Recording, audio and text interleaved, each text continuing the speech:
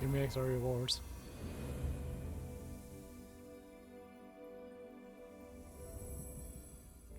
Now come on, let's do Skirk. I don't want to finish wrap up the stream yet. So let's go for it.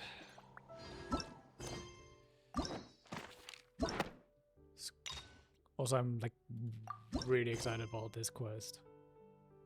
Sinister Undercurrent. A blade is... Jeez, you're like Space Out City over there. What's up with you today? This famous why is sound so far away? You feeling okay? We've been traveling all over lately, so maybe you've come down with something. Oh, it's a new Paimon voice. That's it. We're getting Baiju to check you over. I'm still not used to hearing Paimon's new voice. Let's go to Baishu, I guess.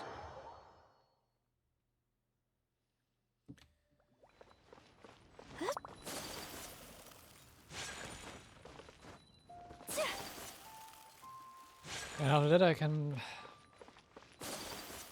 think of that I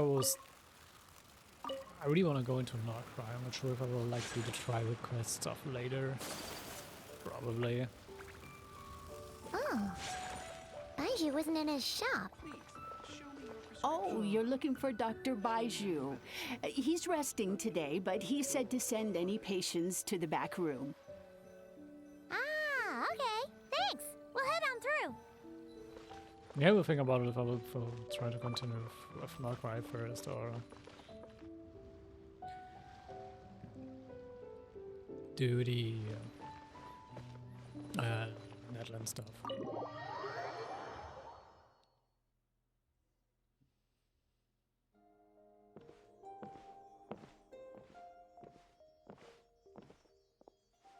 Okay, Chan-Chang is invoiced. Huh, looks like I have special guests. Traveler, Paimon, welcome. What can I do for you? It's the Traveler. She looks absolutely beat these days. She has these huge dark circles around her eyes, like she hasn't slept a wink. And she keeps spacing out. You have to call her name several times before she snaps out of it. What do you think it is? Is she sick? This time around the sickness? I find it surprising. I'm not sure. Very peculiar. In all the time we've been acquainted, this is the first time you've come to me with a health complaint. Come, let me take a look at you.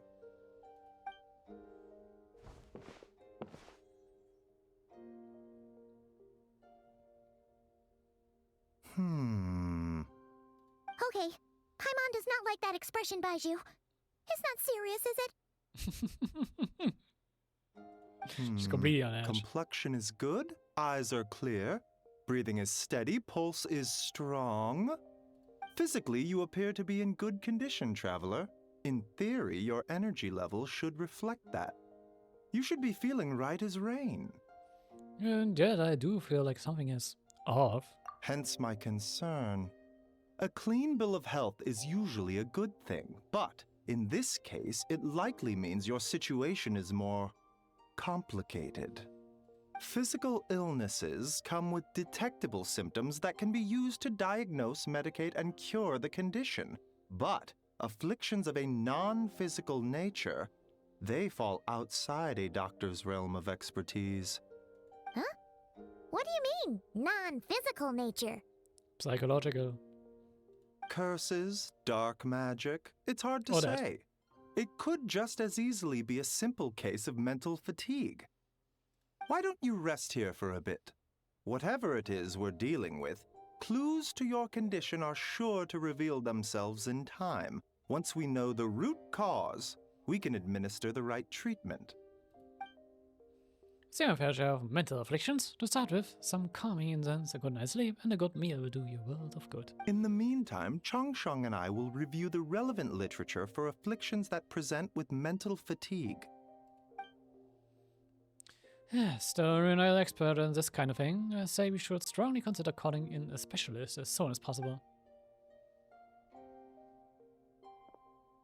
Oh, must be a rare condition if not even Baiju and Changsheng have seen it before. Well, all we can do is take their advice.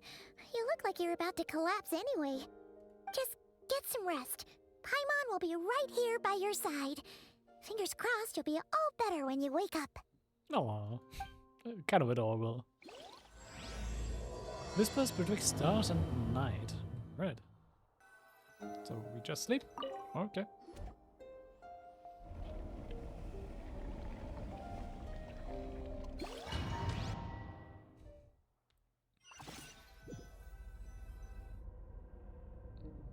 Am I? There's a fake fog covering my field of vision. Feels more real than a dream, but too chilling to be real life. My breath freezes in my throat before I can even exhale it. Feels like my soul has been wrenched from my body and thrust into this strange and unfamiliar space. Whichever direction I look in, there's nothing inside. If it's undead, I think there's something in the fog following me like a shadow. This is a dream. How long till I wake up? And if it's not, then where in the world am I? Well... And something just pierced through the fog and stabbed me in the back, but there's no blood. Strange, I come from the wound and see this familiar looking spike retreating back into the darkness. Turns out it feels like a part of my is missing, and now another wave of fatigue is pushing over me.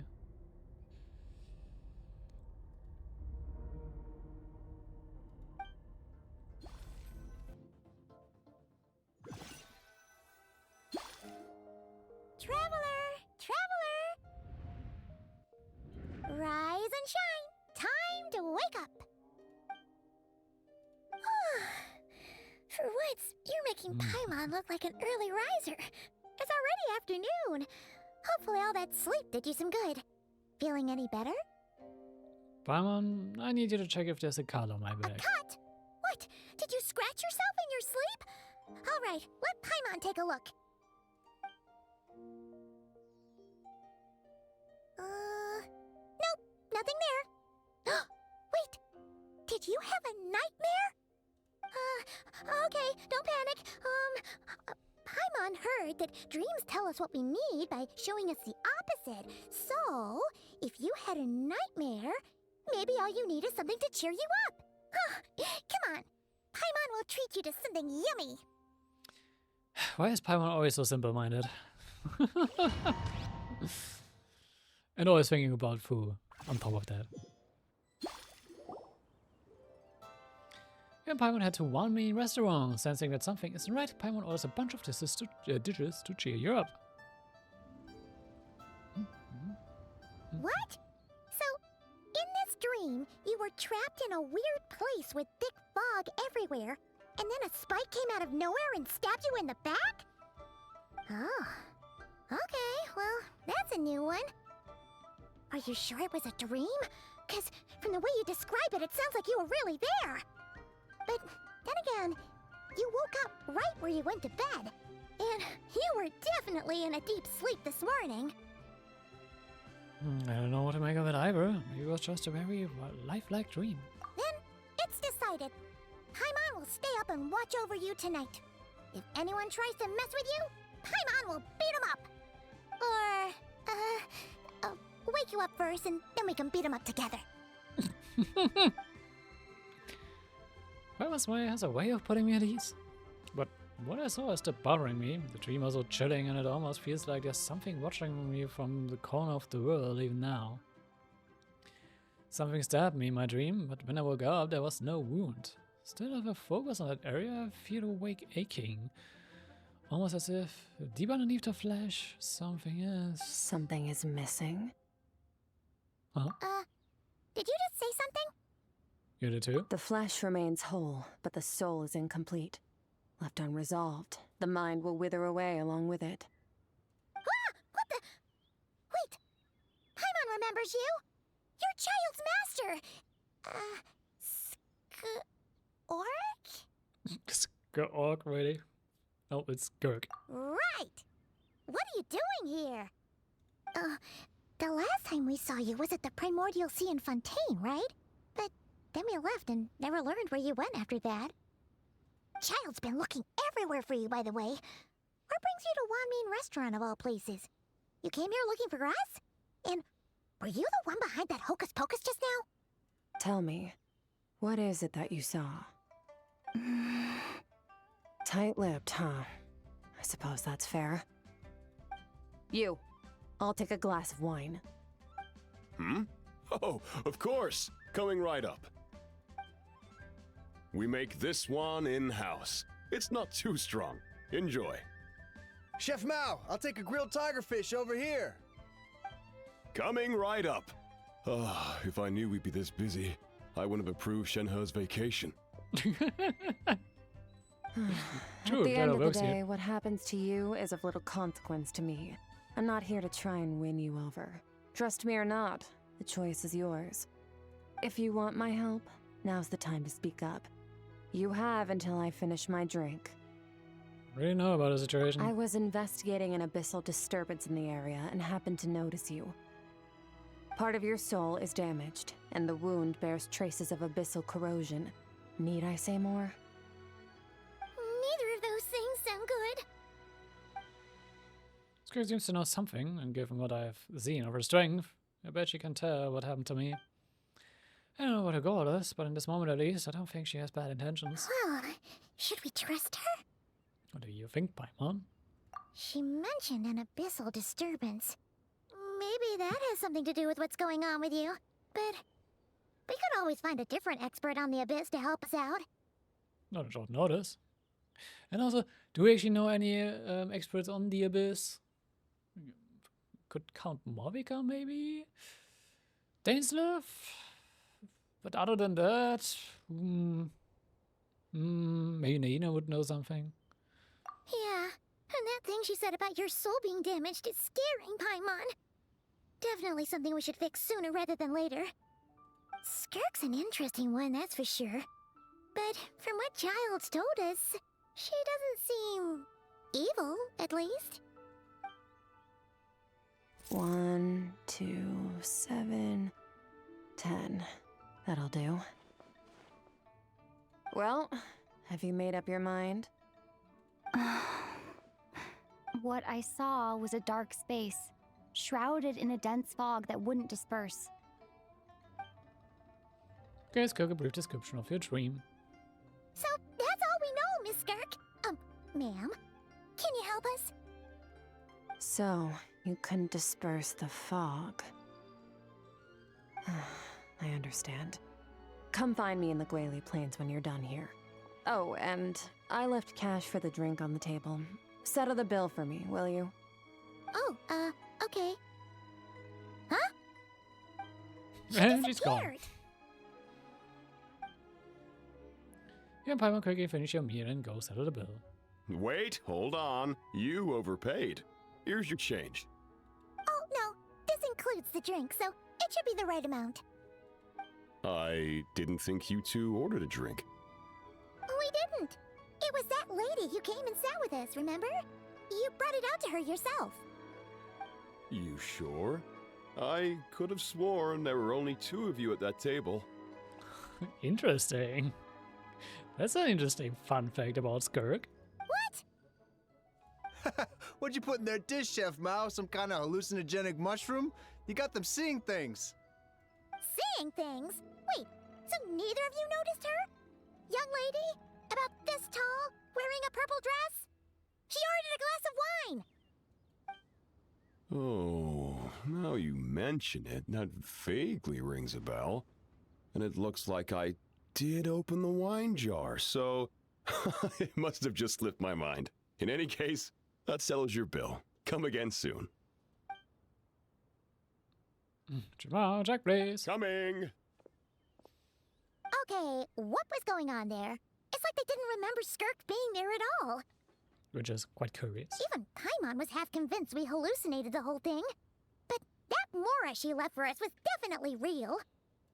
Oh, this whole situation is giving Paimon the creeps. But anyway, she told us to head to the Guili Plains, right? Let's not keep her waiting. Also, shouldn't we, like, tell Baiju about this?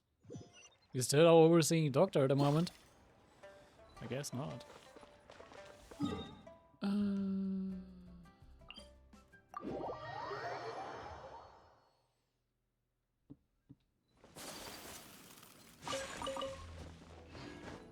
I guess the turtle wouldn't know about reporting to your overseeing doctor in case you're sick, because she never was sick before.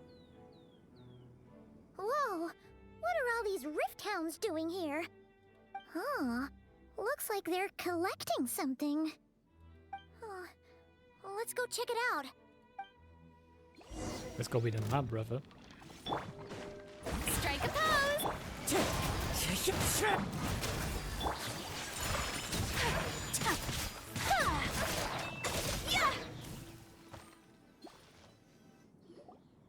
So, this is what they were collecting. It looks kinda like... God remains? Yeah. What is going on here?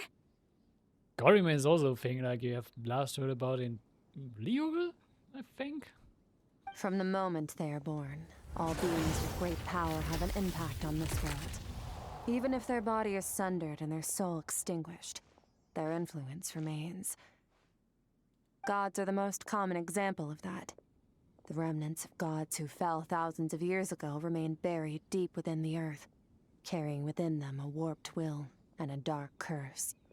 Together, these remnants form what you call God remains, and it appears that some of those sealed here were dug up and removed.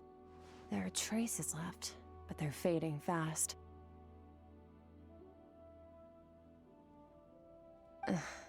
What are you doing? Nothing! Just wanted to make sure you were, real? She's definitely not a ghost traveler. Paimon poked her, and she's solid. Good job on making that obvious observation. I will have rest on the other diners acted like you were never there.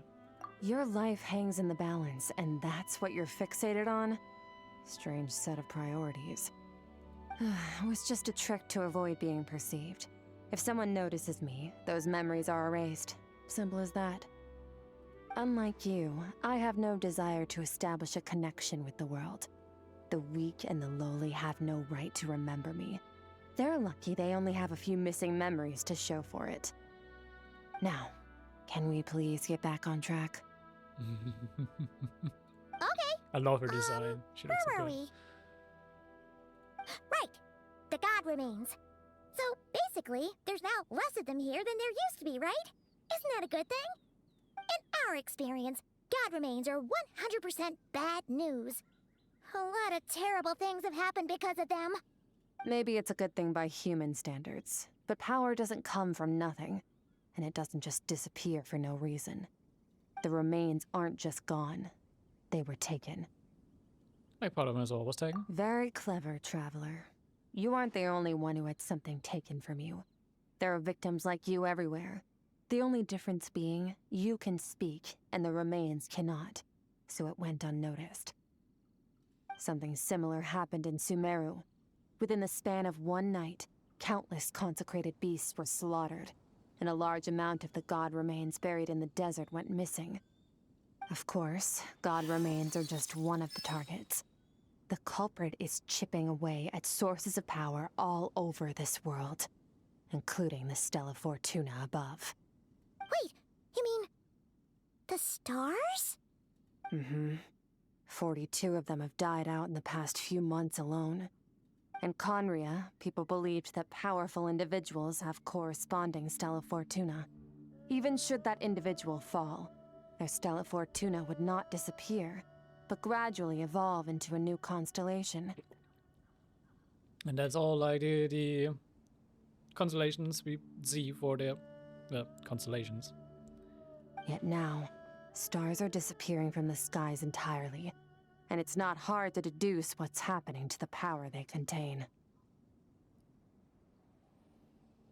Something has been leeching power from this world like a parasite steals nutrients from a host.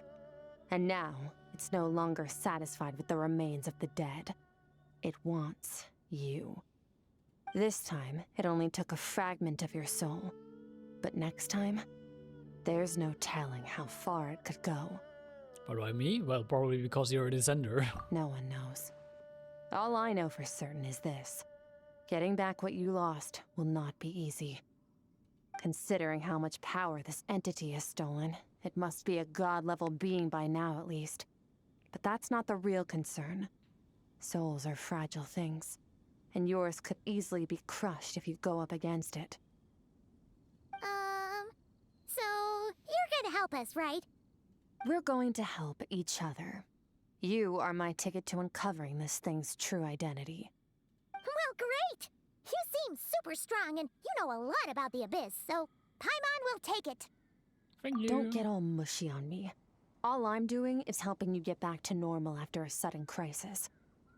And I should warn you, getting mixed up with me can have unforeseen consequences. We're on very different journeys. You don't want to be in my debt, trust me. You help me uncover the truth behind this entity, and I'll help you recover what you lost. This is a transaction, that's all. You would do well to remember that. Now, come along. Yeesh! You'd think she'd be a little friendlier since she's agreed to help us. But nope, she's just like when we met her in the Primordial Sea. So cold. Well, whatever. If that's how it's gonna be, then she doesn't deserve our friendship. What she does deserve is a super embarrassing nickname. Come on. Ah, Paimon's got it. Frosty the Lavender Melon. Serves that Ice Queen right. Anyway, the important thing is that we get that piece of your soul back.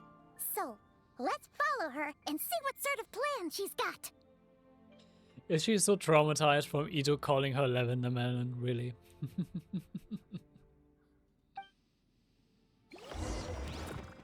Also, why take an example for like take a page out of Ito's book? Why him specifically?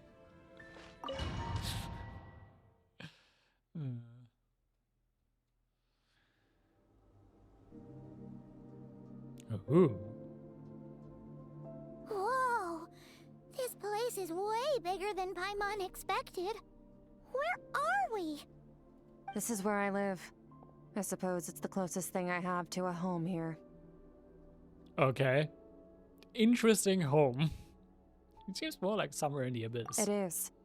I brought you here because time flows differently in this place. I don't know how much Ajax has told you, but when he fell into this space, I mentored him for 3 months. In that time, only 3 days passed in the outside world. Oh wait, Ajax was Chaya's other name, right? Ajax? Oh, right! That's Child's real name! Yeah, Paimon remembers him mentioning something like that. So, a month here is equivalent to 1 day in the outside world?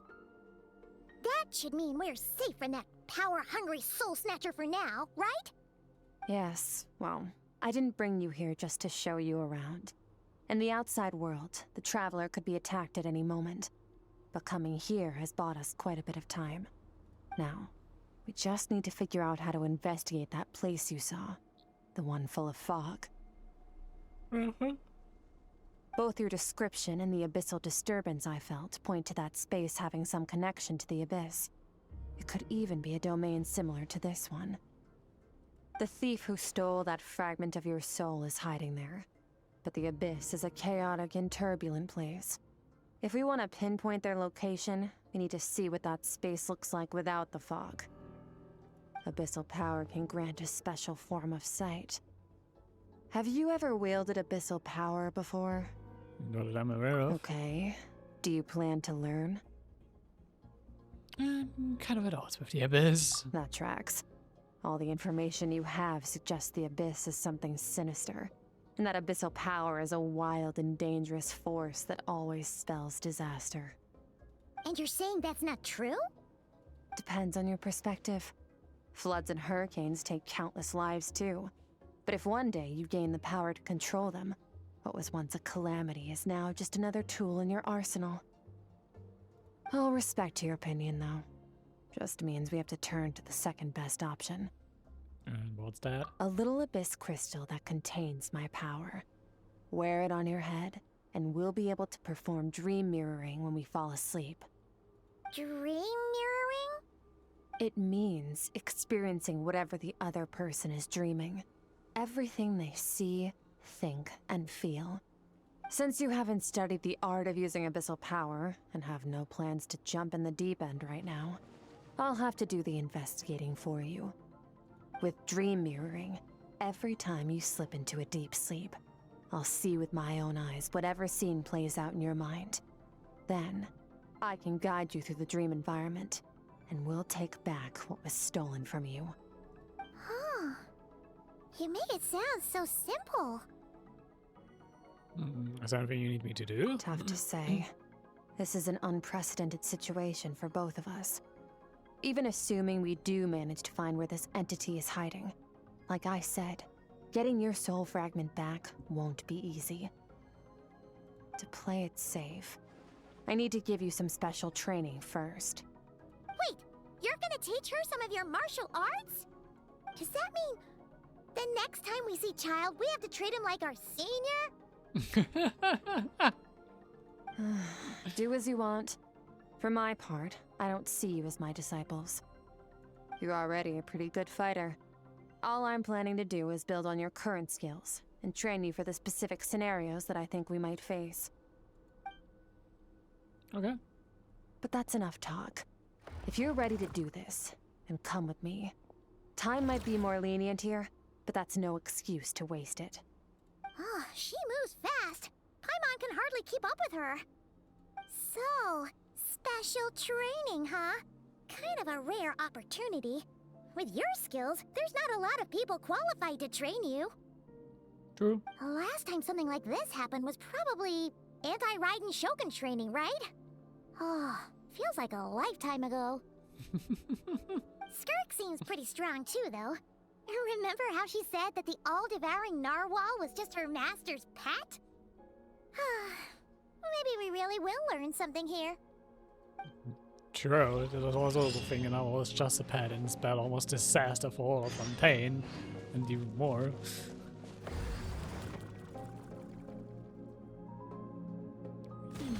Camera shenanigans. The space looks cool also. Though a bit dreary and dark for living, but okay.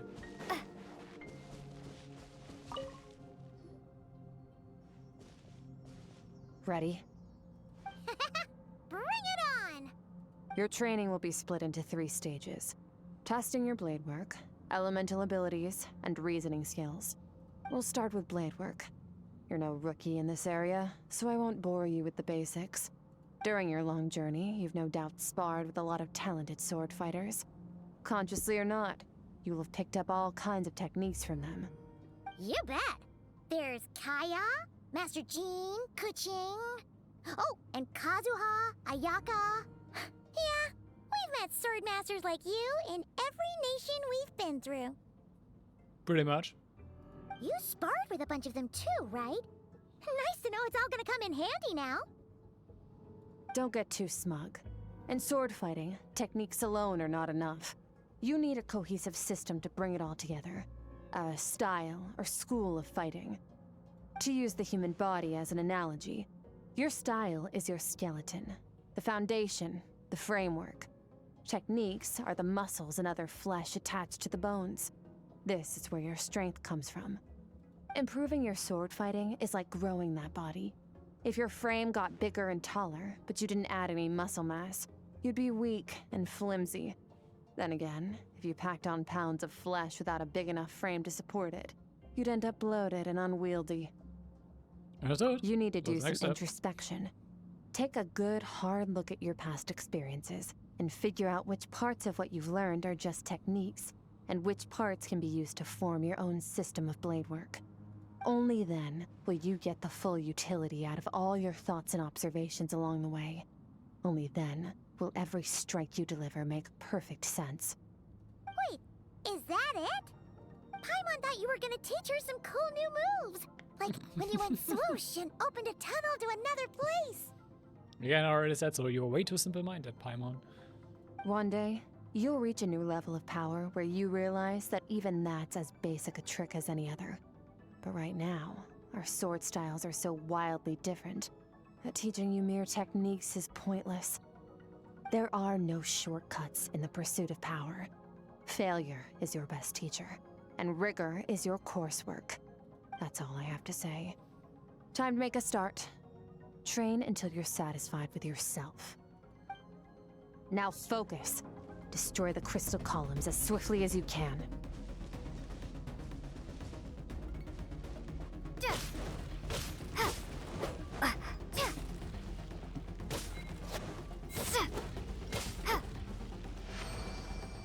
Okay.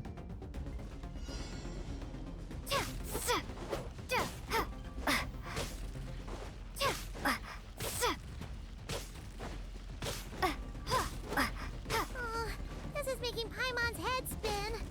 Hang in there, traveler!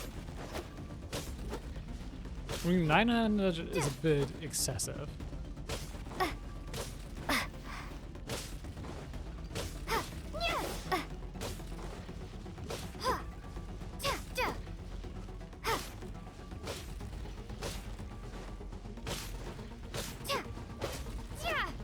Strength workers assist your strength improves.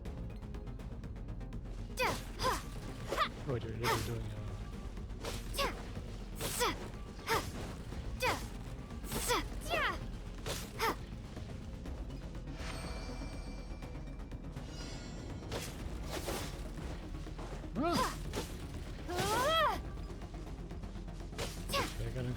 we got a bigger area of effect. Nice. Stay calm. Use your head. You have to keep it together.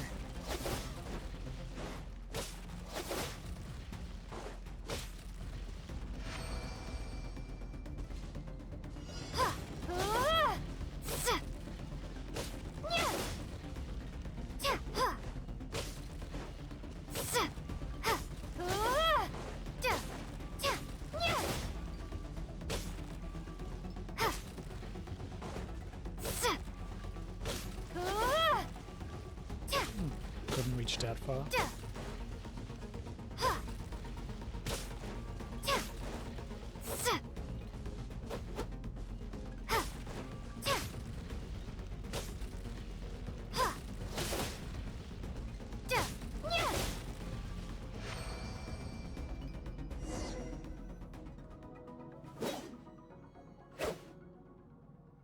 Amazing. This is transforming my whole view of swordwork.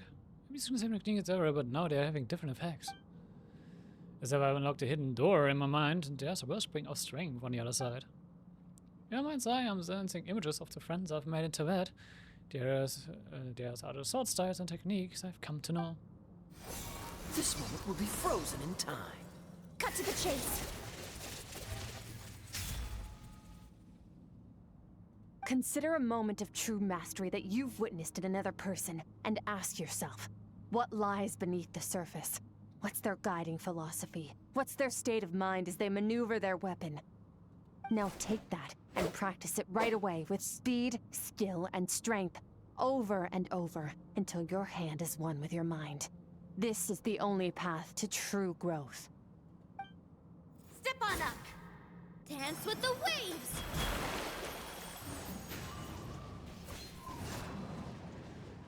Kazuha's voice, really?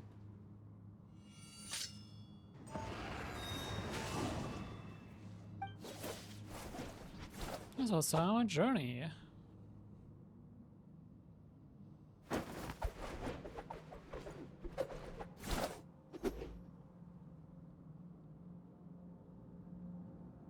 This actually like changed the Traveler's moveset. It would be so cool. If you start to tire, empty your mind, but do not stop. Stay in that frame of mind as you keep up the fight. Get rid of all redundant movements. Imagine your sword is an extension of your own body. Wield it just as you wield your arms, hands, and fingers.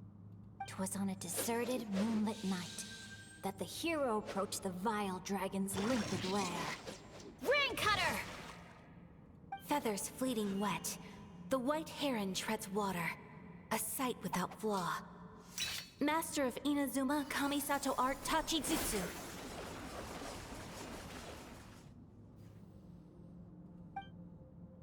With each slash of my blade, I feel my strength increasing. I don't know if my weapon can contain all this power. I'm in the zone. There is power surging through me.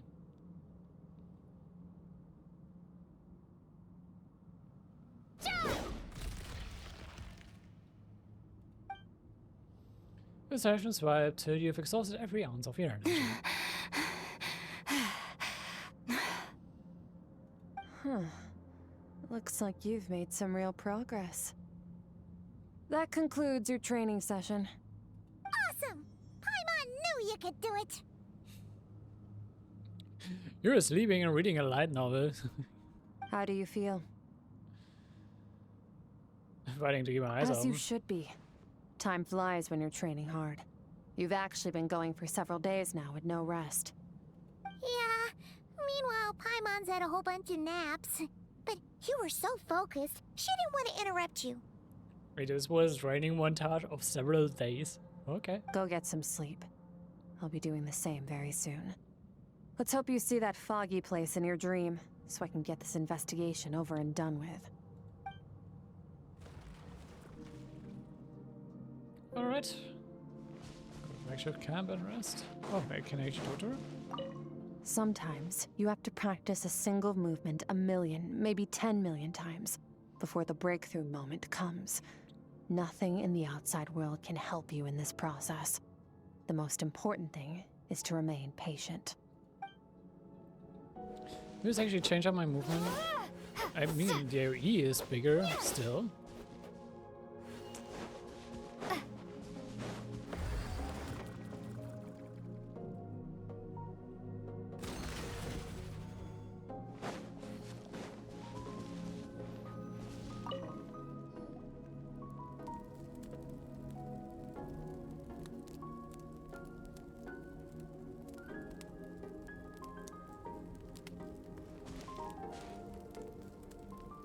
Also, can we keep this ornament to like put on like after this? Because I really like it how it looks. Looks really good.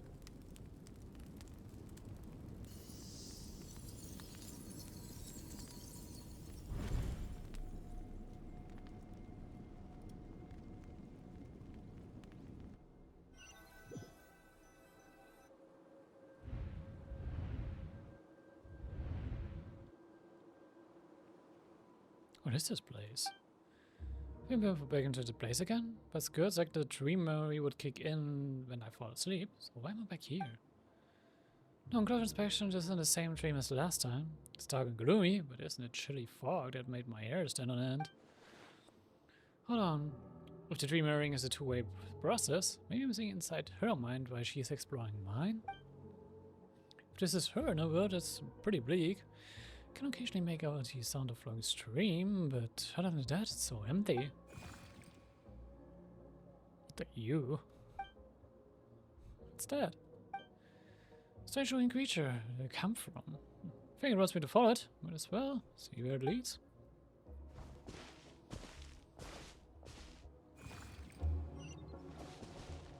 Okay. Show me around, little guy.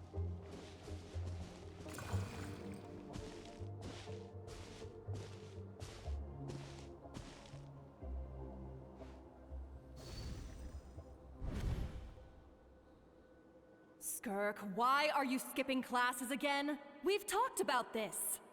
'Cause he's a crabby old man, and he's a boring old man. I don't like going to his classes. Excuse me. You shouldn't talk about your teacher like that. It's very disrespectful.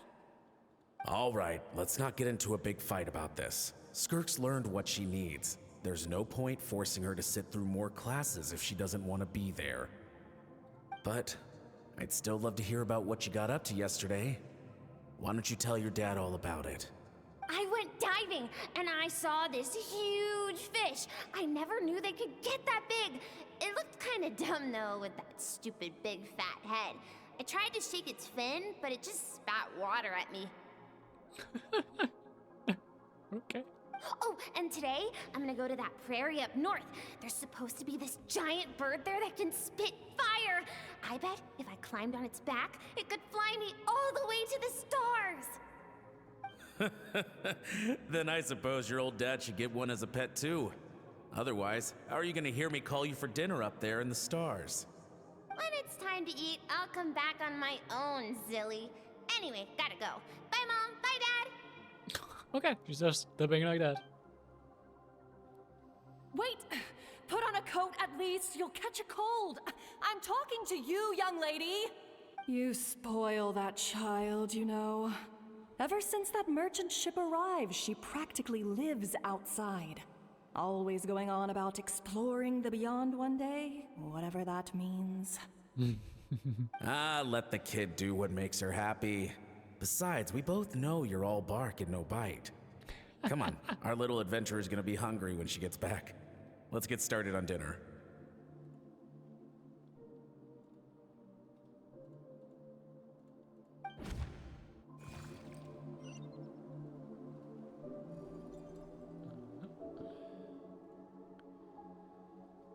Alright. The weather's wonderful today. What else do we have? The stars shimmer high above. But what lies beyond the stars? Mountains as far as the eye can see? An endless snowy plain? Or maybe buildings taller than the sky, like the people from the merchant ship said. I can't be the only one asking these questions. The universe is fascinating. If only I could meet some other people like me. We could set sail together and explore every corner of the world. So she was a quite adventurous spirit. It looks I'm like. sick of being a kid. There's so many amazing things out there, and I'm ready to see them all. But for now, I'm starving. Better get back.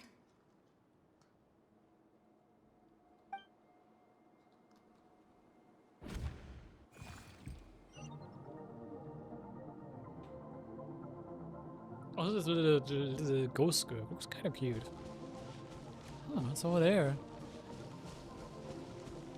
Something's going on?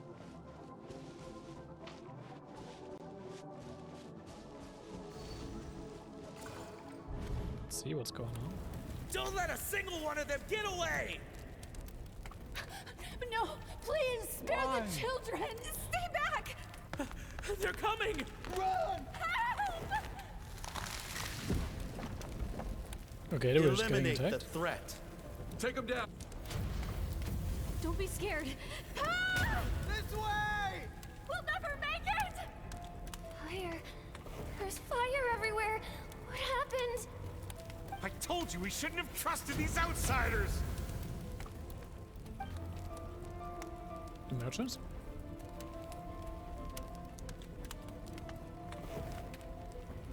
Why are you doing this?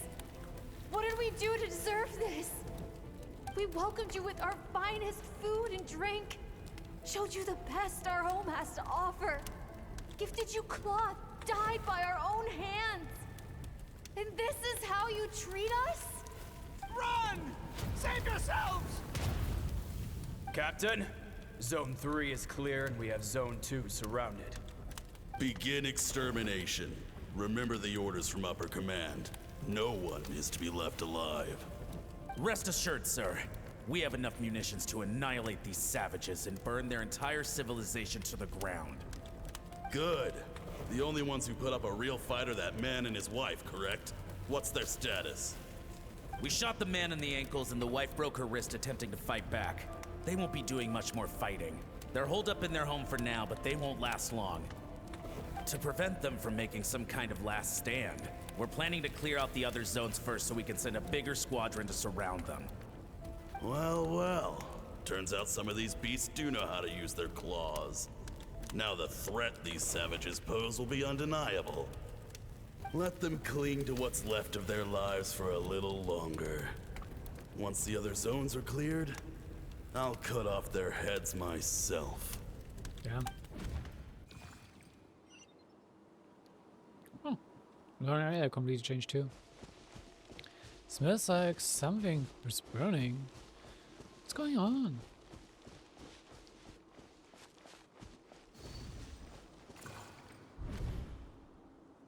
Dad?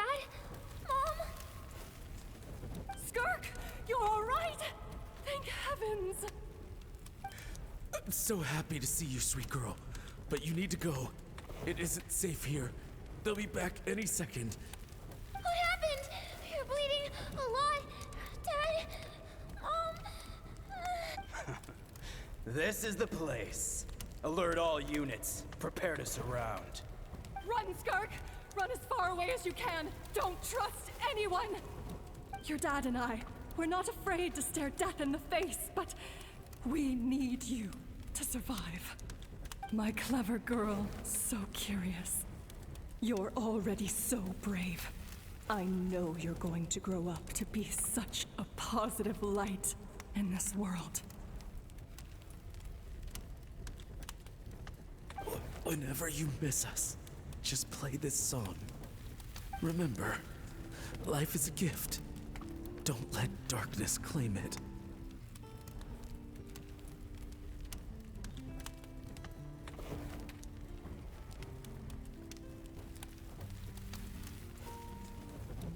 Still listen to the background of this a bit.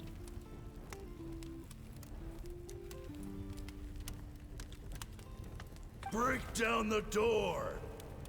Look what we have here. A savage that can pluck a tune. Well, the show's over.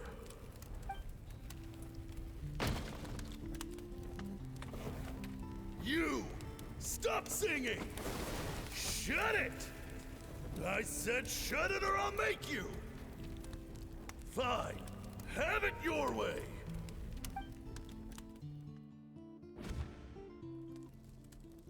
I lost that.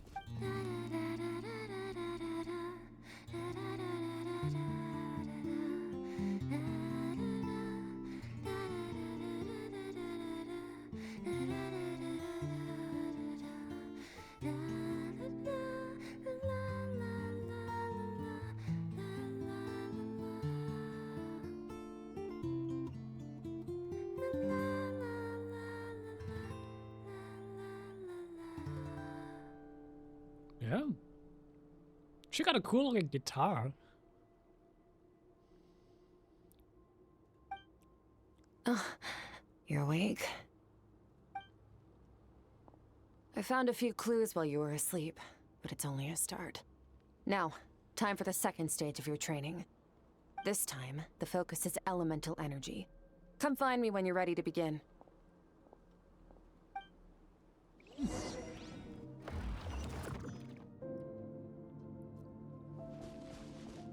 Okay. Man, staying in the abyss feels so surreal, don't you think? No day and no night. It's like time hardly exists. If we weren't careful to keep track, it feels like we'd have no idea how long we've even been here. Well, except for the fact that Paimon still gets hungry like clockwork. You go do your training. Paimon's gonna grab a bite. Of course, Paimon.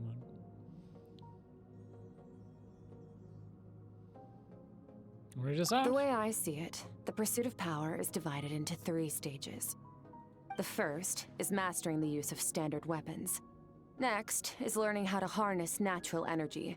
And after that, you're free to challenge even higher dimensions. The natural energy of Teyvat is, of course, elemental energy. But that's not my area of expertise. I draw from a different source of power. That must mean... Abyssal power, yes. Also known as the power of the Void Realm. My master, Sertologi, is a true expert in that area. After all, he was one of the group of 5 that infamously stole the all-encompassing power of the Abyss. An act for which the people of Conria gave them the epithet, the 5 Sinners. Mm-hmm. You're getting Conria lore with Skirk. Because Skirk Power Master is, yeah, one of the high-ranking members of Carnia. The elemental energy of Teyvat, on the other hand, is derived from the power of the Light Realm. These 2 forms of energy exist in direct opposition to each other. Suffice to say, there's not much I can teach you this time. Yeah, but there's something familiar about the power you use that almost seems related to Gry on some way. A keen observation, traveler. Call it respecting local norms. The Abyss stands in direct conflict with the will of this world. So, to make my life easier, I disguise my power to make it appear cryo-like in nature. It would be so much cooler if we actually got like an 8th element, which would be like a white element or stuff like that, or like an abyss element. It would have been so cooler, like that we would like get then like a white element for like Skirk and maybe Daneslav and I don't know, people. I already know one fun fact. I'm not sure if you have seen it in the Netland story or if I just heard about it, but no, I think it was like a lore drop from like one of the videos. One of the Fatui is like Capitana, but apparently one of the sinners is a Fatui.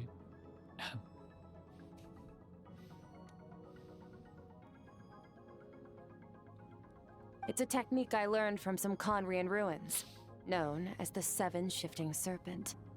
If you ever change your mind about delving into abyssal power, I can teach it to you. Abyssal power doesn't suit me because I have the ability to purify abyssal power. So I've heard. You seem to have a knack for removing abyssal power. But is purification really what's going on there? Like I said, power does not simply disappear. What are you trying to say? Just thinking out loud. Let's focus on your elemental training. That's what's gonna help us if the situation gets tricky. So isn't like purifying just more like conversion? Are we converting abyssal power into like elemental energy? True growth comes from adversity, but only if you make the choice to pick yourself up again every time you fall. So, it's time to push yourself to the limit, and then keep pushing. This is the only way to advance at pace. Use the power of Animo to clear the field as fast as you can. I was really find it interesting that we get like a training arc for elemental energy without like us having unlocked all the elements yet.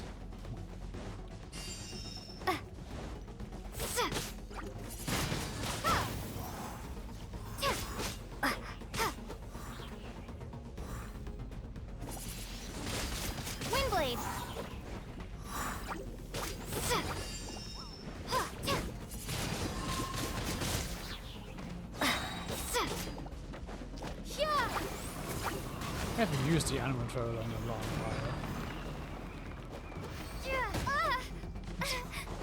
Observe your surroundings.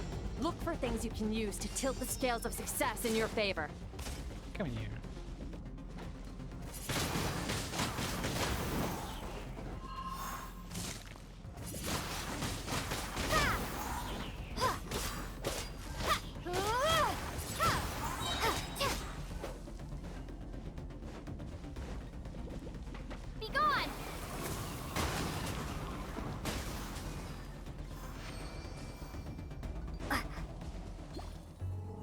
Return the elemental powers one by one, ending with Hydro. Use the power of Hydro to destroy the spikes.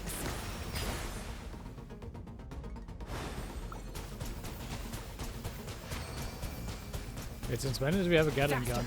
Don't give them a chance to strike you. You need to be quicker than you were in your dream. You can't afford another injury like that.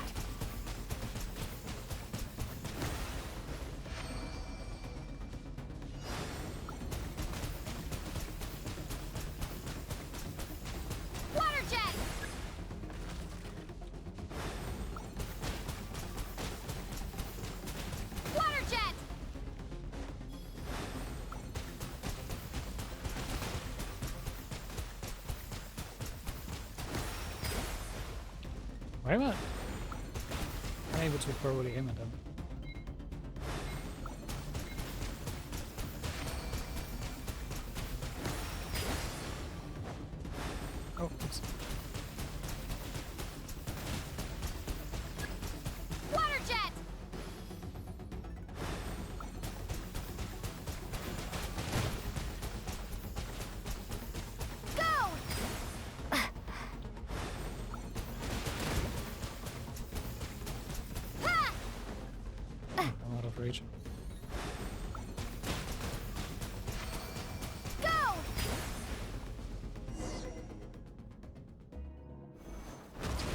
In my journey, I've gained different elemental abilities and different lands, but I've never trained them all at once like this. You need to understand what makes you special. The ability to wield elemental energy without a vision and switch between the elements at will. It means your aspirations need no approval from the gods. Your power is not bound by the rules of this world. So be bold. Do not be afraid to chart your own path. Terrible as wind, tough as stone, nimble as lightning, and flourishing as foliage. I can feel the power of the elements flowing through me, sometimes as peaceful as a flowing stream, other times surging like a raging river. Because my eyes, I can almost hear their voices, but it's not like some wild beast battling me for dominion. It's more like saying hello to an old friend. It's curious that you're still like missing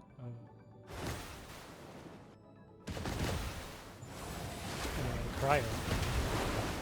Very good. It seems you've reached a deeper level of connection with the elements. How long has it been this time? Long enough for you to lose yourself in your training, which is a good sign. Relentless practice with the elements has drained all your strength, but it's also what allowed you to make progress. Get some rest. When you wake up, we'll proceed to the final stage of your training. Let's see another Skirk streams, I guess. Or more background lore about Skirk, really.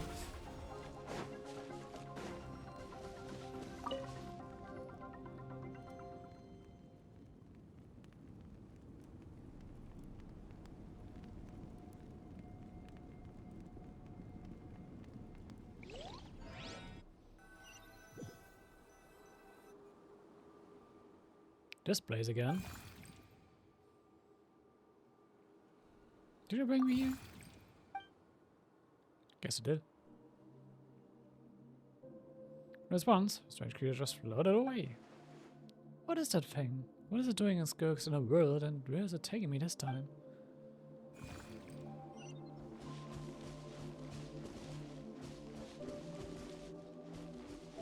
An idea where this originates from, this creature. What is the secret to power? Longing, hatred, self-preservation. No, it is fear. The fear of losing those you love. The fear of watching your home burn. Fear of loneliness. Fear of death.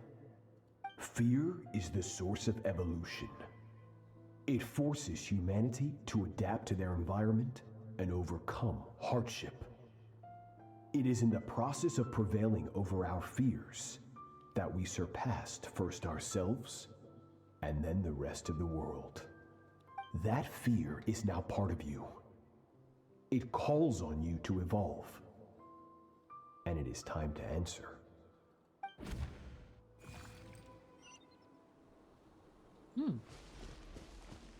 Oh, it hurts. Daddy, mommy.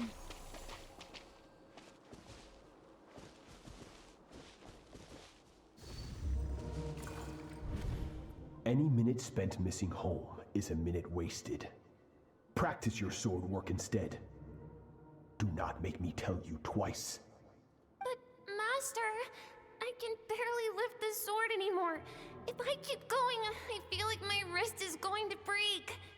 So it has not broken yet. Then pick up your sword and keep practicing until it breaks. I want to hear the cracking and splintering of bone. Okay, ruthless. After all, bones can always be reset.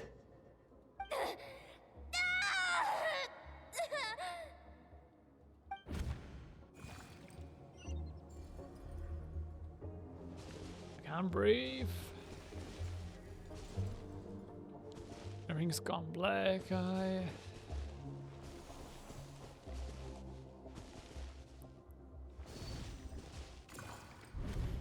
Good, Skirk. Once again, you survived. How do you feel? Cold and pain. These are signs that you are adapting to the abyss. Each time the flesh is torn and the spirit crushed, each time you claw back from the brink of death, you become stronger. I now understand why these people sought to destroy your homeland. Your potential goes beyond even what I could have anticipated. But you still have much to learn in your pursuit of strength. Your mind is rife with distractions. From now on, I shall show no mercy in your training. Did you even show mercy before that? You must learn to shut out all the pointless emotion. Crush the self that makes you weak, and become master over your physical form. Get up, Skirk. Wipe the blood off your face. Cut away the rotten parts of your flesh. And mend what is broken. Then take up your sword.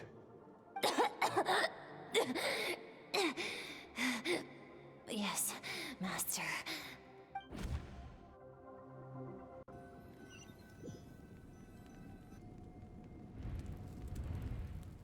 It was over, but I can't get that suffocating, oppressive feeling out of my head. There's so many questions about Skirk's past. Where does she come from?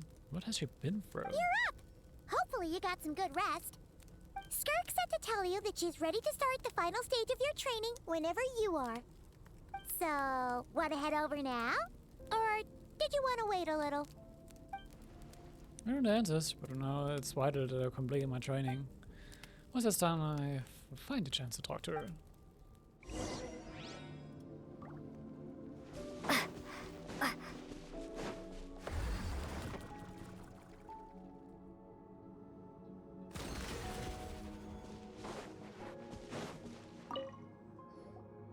From your training so far, you have gained better command of the sword, and more control over your elemental abilities. Thank you. That's only part of it. Experience is the real teacher. Your journey, the friends you have made, the dangers you have faced. These have taught you more than I ever could. Oops. Now, it's time to focus on how you react under pressure. You must be able to think rationally, even in unpredictable combat situations. To simulate this, I'm going to attack, and you're going to block. Ready? Give me yours. Not bad. That defensive stance looks near unbreakable. Just like your brother. Oh, that reminds me. You still don't know what happened to him, do you?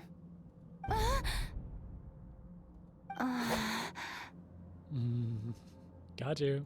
Hey, no fair! That's cheating! You think every opponent has the same moral code as you? You can denounce their deplorable methods all you want. But only if you live to tell the tale. The dead don't get to complain. Strong emotions will always arise in combat. Anxiety, anger, fear. But a true warrior is never at their whim. Only when you are free from the influence of emotion can you make the right choice, no matter the situation. I'm describing yourself. How amusing. Almost sounds like you think you know me. But you don't. You can choose your own path. We are not the same. Let's begin. Try to use reason over emotion. Make the most rational and advantageous decision in any given moment. This is your final training session. Look alive. Same drill as before, but this time I'm going to interfere. Hold your focus.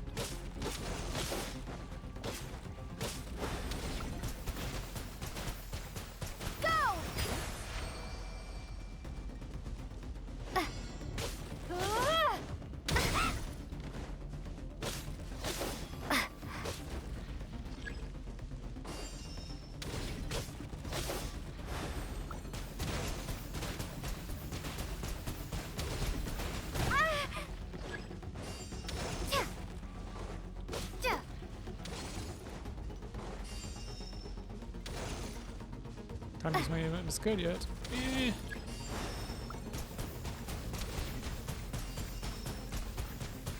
Why are they not hitting?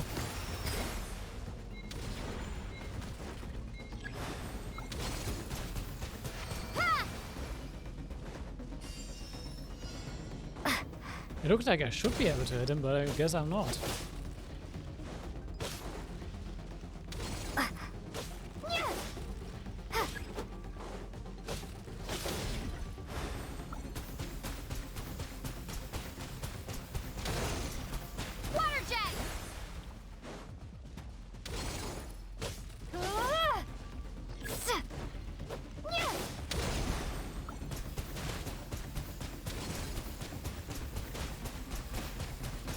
Not bad. Better than I expected.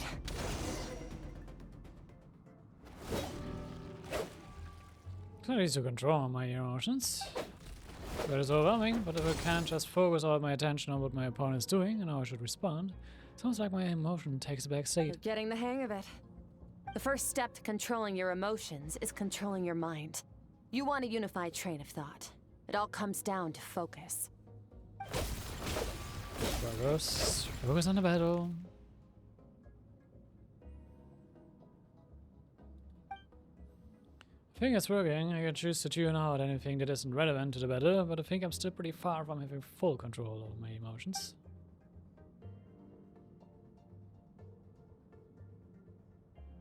Your mind is rife with distractions. From now on, I shall show no mercy in your training. You must learn to shut out all the pointless emotion, crush the self that makes you weak, and become master over your physical form. Skirk went through this kind of training too, didn't she? How many does the training have to be to make someone substitute all emotion for pure reason? Stop. Let's pause here. One look, and I can tell your mind has wandered. That's to be expected. There's a limit to how long a human being can concentrate on one thing. Staying calm and focused sounds simple in theory, but in practice, it's more demanding than sword work or elemental abilities. Skirk is right. Now I've stopped, all the emotions I was suppressing are rushing back to the surface. Pain, exhaustion, frustration, doubt. But exhaustion is the main one. Feel like I could fall asleep on the spot. Get some rest. No point training further if you're already dead on your feet. Like I said at the beginning, the only goal of this training is for you to reach a point that you're satisfied with. You managed to push past your limits, which is a good start. You can be proud of that and sleep well knowing that you've earned it.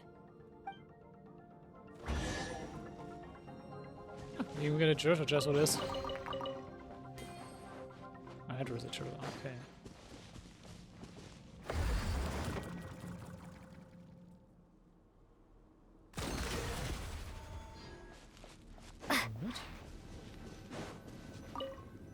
Let's rest.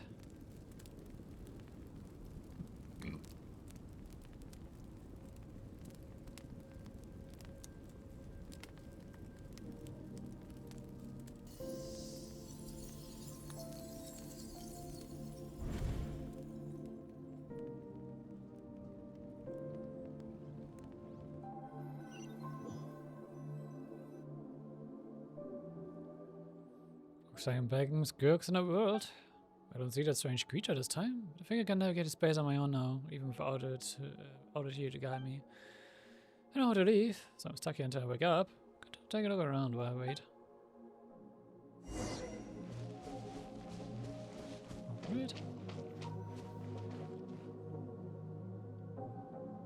Skirk is amazing. She faced down that terrifying giant and cut its head clean off. Oh, she got hurt though, didn't she? I heard it was pretty bad. Yeah, well, that's a given. But the moment she was on the mend, she got right back to practicing her sword work. I heard Master suffered a grave injury once too. Lost an arm and a leg and still came back stronger than ever. Skirk's becoming more like him by the day.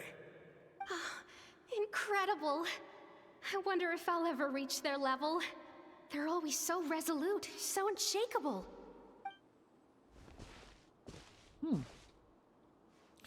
I'm not sure if that's what Skirk's parents wanted though, when they said they wanted her to survive and think that she would have like a positive outlook on life.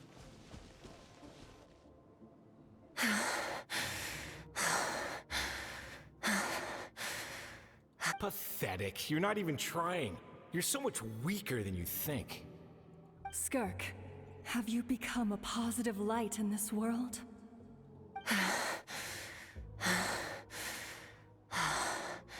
Do you even remember how many of us perished in that fire? How many bodies were left to rot on the scorched earth? Yet you alone live on. Keep your gaze fixed on your blade. You don't deserve to rest. I have so many questions. I just want to jump in a spaceship, explore the whole universe, and get answers from the stars. I just need to wait till I'm grown up. Then I can do anything.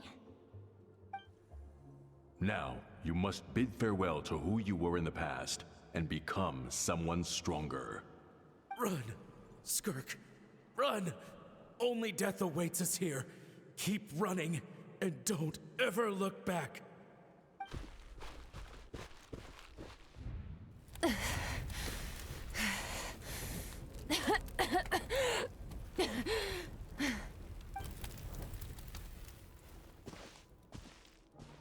Then let's run. Let's see here. First things first, you need a new identity. Of course, Alice is involved. Of fucking course. And I'm loving because my guess for that sprite thingy was that it's probably Alice who put that thingy, that spritey there to guide us. Going around telling people you're from somewhere beyond the stars won't do, now will it? How about saying you hail from beneath the earth instead? That sounds just as strange. As the Conrian saying goes, venturing out into the universe and down into the abyss are the same in that both are braving the dark unknown. Well, I'm a visitor on this planet, so I'll follow the rules. Ah, splendid. That saves me quite a bit of trouble. Let me offer you a piece of advice in return, although it might not be what you want to hear. I know the pursuit of strength is important to you, but taking a moment for yourself every once in a while is never a bad idea. Ignore her existence for too long, and there will come a day when you can no longer hear her voice.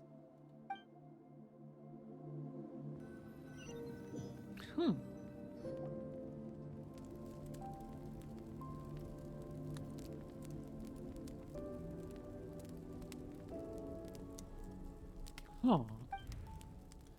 Even so, you can hear the cracking of a fire in the distance. And there's a freaking room there. Grilled meat. You're awake! You must be starving, right? Ta-da! A barbecue feast just for you! I'm a little hungry. Of course you are!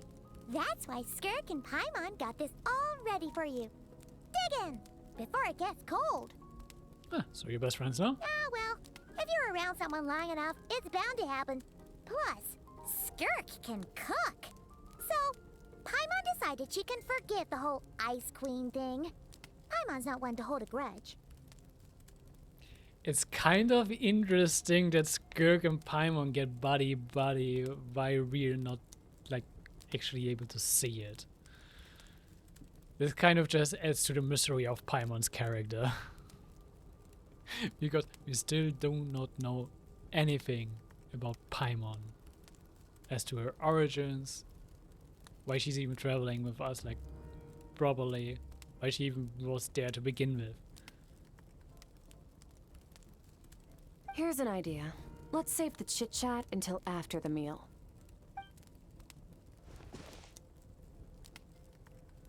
Yeah, they can make quick work of the food. So full. Okay, it's Paimon's turn to sleep now. Wake her up when it's time to go.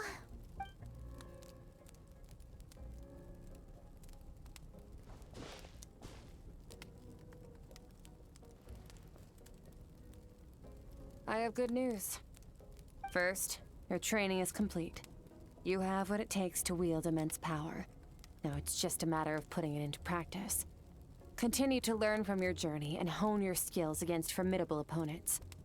Second, I've located the culprit we've been searching for. Next, we just need to retrieve the missing part of your soul, and our business will be concluded. Yeah, sort of faster than expected. When Ajax trained with me, he once told me he was bursting with questions. So I allowed him to ask me 3 of them before he left. You and I may never meet again, Traveler.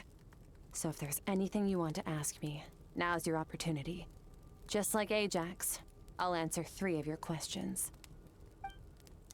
While spending time in Skirk's inner world and visiting your memories, there are so many questions I could ask, but the most important one is... Are you really from Teyvat? Okay, not the angle I was expecting.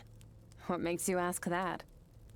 I'm sorry I didn't tell you earlier, but while we were dream mirroring, I think I saw your memories. It's the first time I've seen Skirk break her composure. I guess that's really took her by surprise. I knew that was a possible side effect. Closed off my mind to you for that exact reason. Even with the dream mirroring, you should have seen nothing but endless darkness. So Skirk didn't share these memories with me on purpose. In fact, she tried her best to keep them from me. Wait, speaking of endless darkness, my first time there, that was all I saw until this strange creature appeared. Whatever. Must have been a flaw in my execution. I shouldn't be too surprised. Due to some recent circumstances, my self-control has been lacking as of late. Yeah, I'm still guessing on Alice's interference on here. This little sprite thing probably was Alice doing. Since you've seen what you've seen, there's no reason to hide the truth. All I ask is that you keep it a secret. No, I'm not from Teyvat. I'm from a different planet. And there was a time when I journeyed through the stars. A lot like you in some ways. Like me? Do you mean you're also a descender? No, we're different in that respect. You're influencing the fate of this world. But me, I'm just passing through. Several hundred years ago, my master, Sertologi, opened the border between worlds and sent me here. But this is not my home. And one day, I'll return to the vast unknown of space. So, there you have it. On to your second question. You kind of already answered the second question of ours, but hey. Like, the question if she is a descender is also a question. What is your goal in coming here? To become stronger. Yeah. I didn't think that would be a good question to ask. For certain reasons, I need to bridge the power gap between me and my master as quickly as possible. But first, I need to understand the source of his strength. To do that, I need to follow in his footsteps. Walk the path he once walked. And somewhere along the way, I'll find out how to defeat him. That is my sole focus and purpose. Okay. You have one question remaining. Skirk goes to defeat the father. I can hear how serious this is for her. I wonder what a certain reason could be. But given how quickly she blazed through that answer, I doubt she wants to talk about it. I have one question left. What should I ask? You make it sound so easy. Ever since the incident I experienced there, I've never stopped searching for Master Skirk and that unknown abyss. But it's been years now, and I've still found nothing. You should take the opportunity to get Child some answers. Well, your last question? You know Child is looking for you, right? Are you gonna let him see you? Ajax. His situation is different than yours. Before you ever crossed paths with me, you'd already encountered many formidable people, studied their techniques, and developed your own skill set. So, during your training, all I had to do was build upon that foundation. But Ajax was so young when he came to me. A complete blank canvas. Children can't help but imitate their role models. In the long run, that would only hinder his growth. Once Ajax has enough strength in his own right, I will allow us to meet again. Until then, let that motivate him to reach his full potential. That's a common calculated answer. It's like she was talking about something entirely mundane. I don't know why, but I'm not buying it. She makes her own decision has everything to do with Child and nothing to do with her, but what does she actually feel about it? She was completely silent. This domain must get lonely after a while. Not to mention, she said it's been hundreds of years since she arrived in Tibet. And even longer than that if you account for how slowly time passes in here. Haven't you, like, consider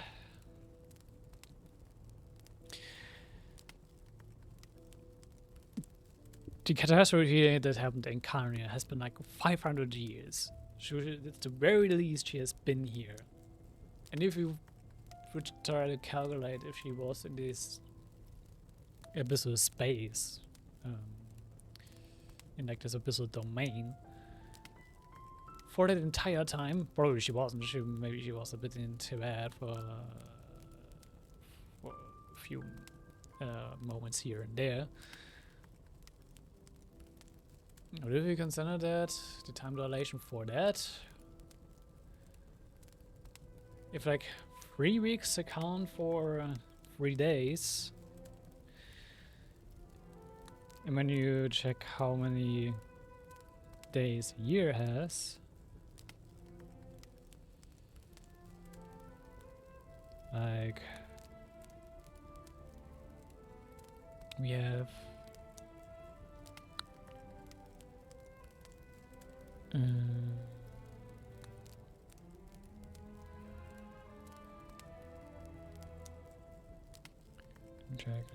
me check. Like if we would go by that, we just would go by that, it would need 356. 65? 356. 65.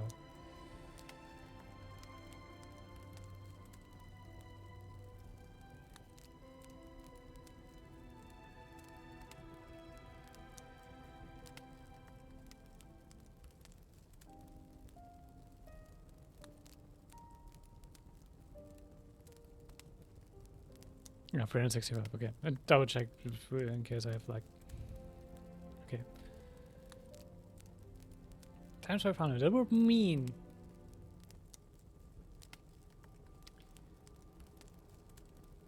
she would be...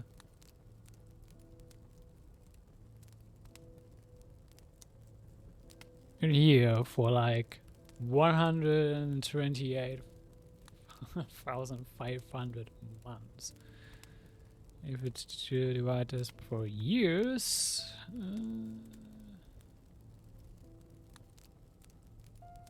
ooh. Okay, if we would go by the 500 in the category of Tibet, and like take the conversion from 1 day, like 1 month in the this domain equals 1 day. She lived around Tibet for 15,000 years, roughly, if not more.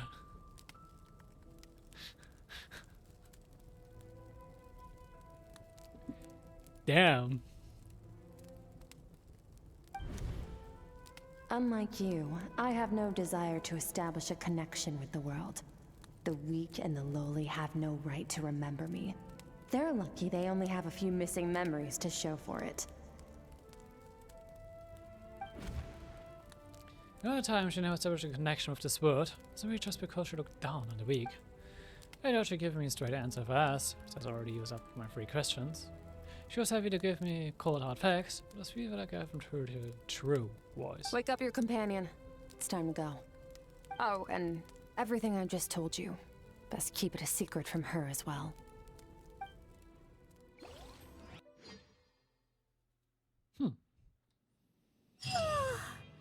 Time to go. Oh, finally. Go where the cupboard is Where are we hiding. headed? Just follow me. I'll open an abyssal rift close to the culprit's location.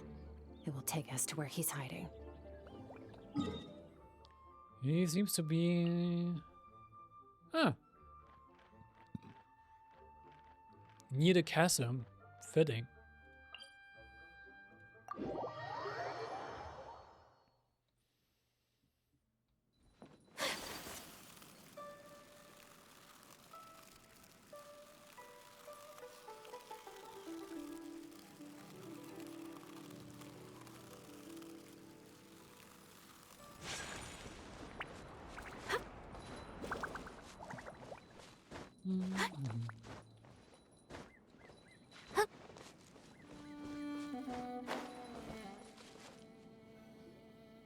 Wait, this is near the chasm, right? Yes. If we enter from here, we'll be able to reach that place from your dream. You have some experience with abyssal domains by now, but still, this is someone else's territory. Best to proceed with caution. Don't worry, Paimon's an expert at hiding behind other people for safety. Especially hiding behind us. Oh, but, that means you need to stay safe, traveler. Let's teach this faith lesson. All right. Remember your training. Time to put it to use.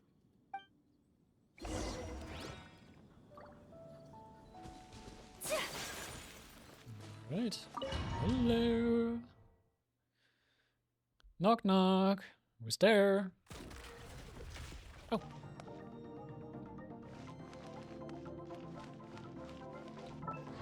Oh, see his skills. Okay, she has Havocarp.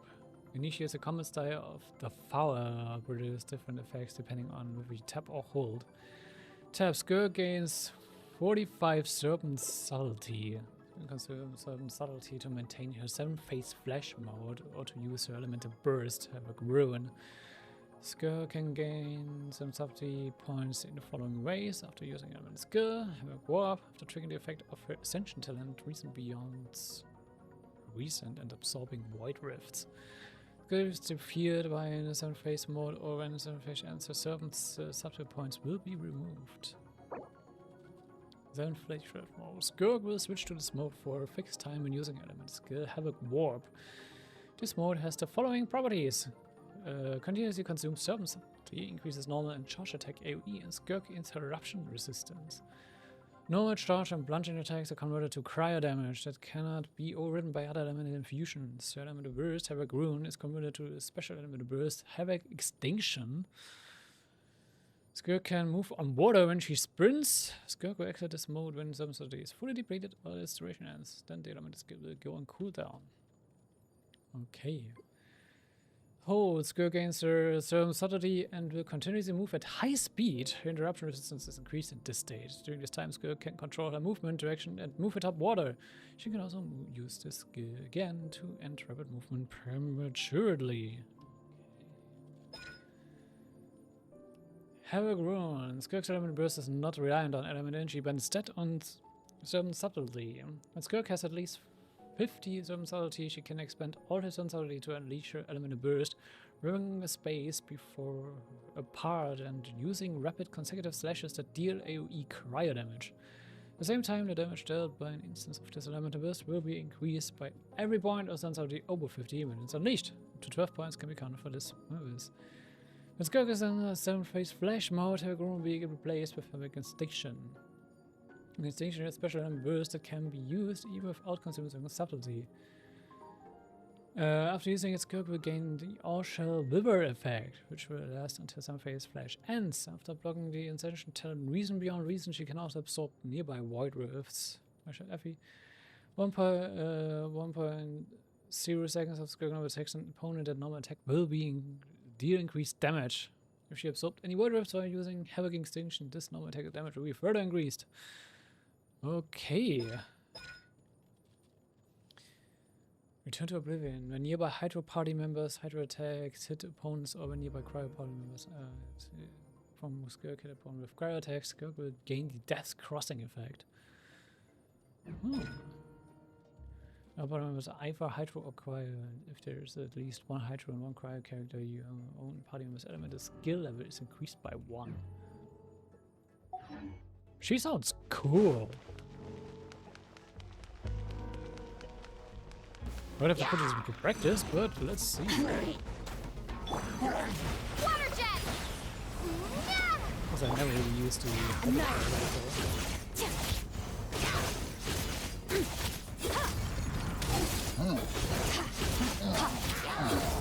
Mine to wield.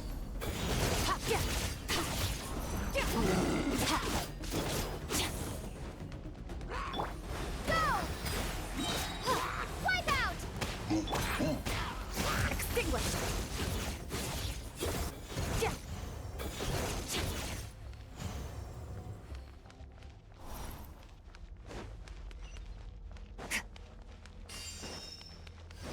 Whoa! Look at all these spikes! Careful! Don't get hit! You know what? Paimon's just gonna float behind you. Come on, you got this!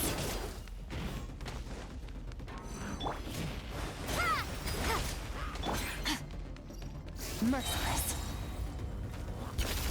Paradigm shift. Hey, what are you two doing here?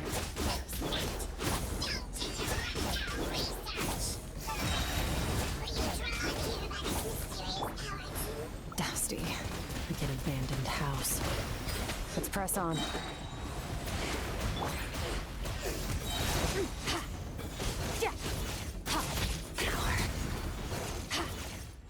Ah. She's interesting.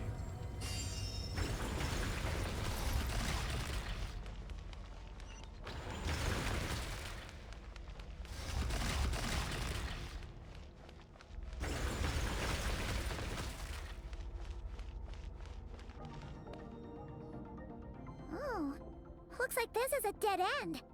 Did we make it to his hiding place? Wait, her outfit changed. When did that happen? Ugh, this fog is making it impossible to see anything! This should be the place where you were attacked, Traveler. The missing part of your soul should be nearby. Can you sense where it is? Because my eyes are focused on the light that came from my wound back then, yes, I can sense something, and it's nearby, but I can't tell the exact location. I'm excited, but no, it's nearby. Our opponent must have covered his tracks just in case. Otherwise, you should have sensed it much more strongly. Hold on! Look! The spikes are back! Stay calm. Let's hold back a little. Give our enemy some wiggle room so we can see what we're dealing with. If you're too reckless, we might be playing right into his hands. Our enemy took part of your soul for a reason. It's likely he integrated it into his attack somehow. If we're smart about this, we can track it down.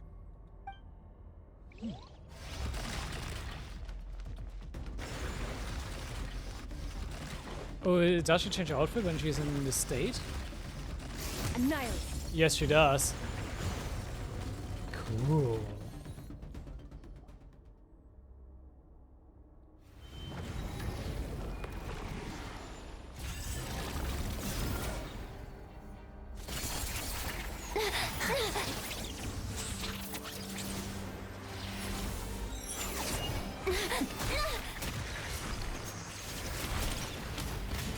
But you can just fly.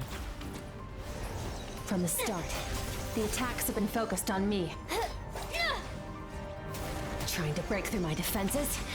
I see.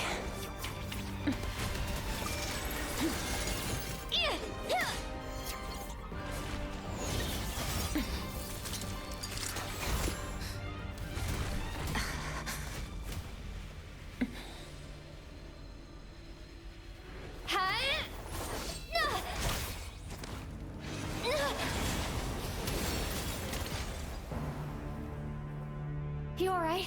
That thing was...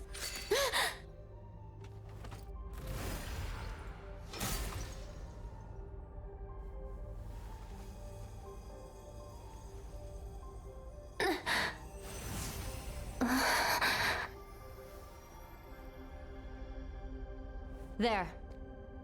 I got it back. And it hurt you. Traveler! Skirk! What happened? It looked like Skirk just got...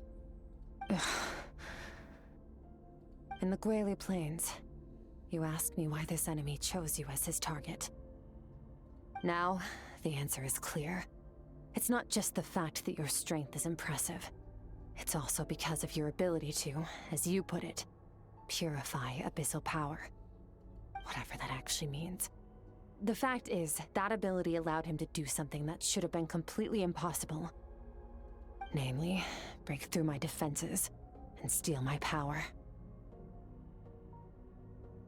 So he was after you from the very beginning? No. He couldn't have known I'd come to his domain. He only stole your soul fragment because he knew the value of its power. I doubt he expected it to come in handy so soon. Call it fate if you want. I believe that's the term they use in this world for arbitrary coincidences like this. In any case, it works to our advantage. Once I realized what he was using that power for, it gave me the chance to get back what you lost. But you? I'll cope. Well, done gorging? Good. Time to answer some questions. How did you get the power of the all-devouring narwhal? The all-devouring narwhal? Oh, of course! Paimon knew that spike thing looked familiar. It looks just like that narwhal's horn! I highly doubt you acquired that power through your own strength. Tell me I'm wrong. You're desperate enough to scour the land for god remains and whatever vestiges of power you can find. That alone proves you wouldn't be able to defeat a creature like that. Which leaves one possibility. You know my master, the Foul, Sertologi. The Foul?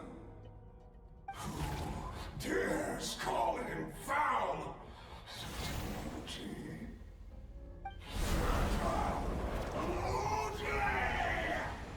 Sounds like it's someone with a personal vendetta against Sertologi. What's wrong? Bit off more power than you can chew? You're struggling to hold a basic conversation. Just a little longer. I'm still...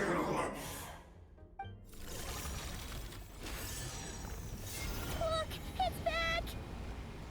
Those obsessed with power will let it devour them before abandoning their pursuit. Sure you don't know? Keep calm and use reason to decide the best course of action. Let's go stab one of the spikes. While retrieving the fragment of my soul, and in the process some of her power was stolen. Carver is hiding somewhere beyond the fog. I have a good understanding of his attack pattern from the fight just now. If you pursue him, our chances of winning are high. But Skirk's briefing is weaker than usual. If I attack now, I can't guarantee her or Paimon's safety. It's a decision to make, but I think I should get out of here. Wise decision. Final victory doesn't always come after a single battle. You've got your soul fragment back, so we both got what we came for. Let the enemy draw breath while he can. It won't be for long. Get us out of here, traveler. You'll need to lead the way this time. Alright. Skirk, is your shoulder gonna be okay? The wound is minor. It'll heal in no time. You should focus on getting out of here alive instead.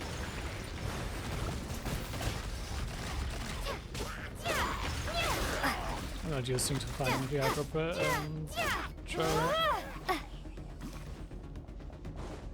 Uh-oh! Falling spikes! Run! I can't run. My stamina's out.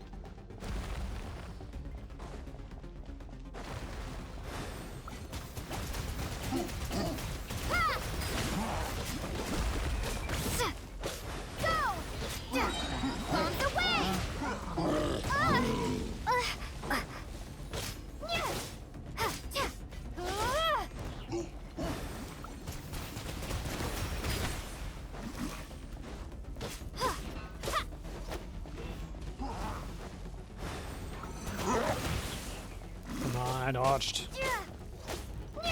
Stupid animation.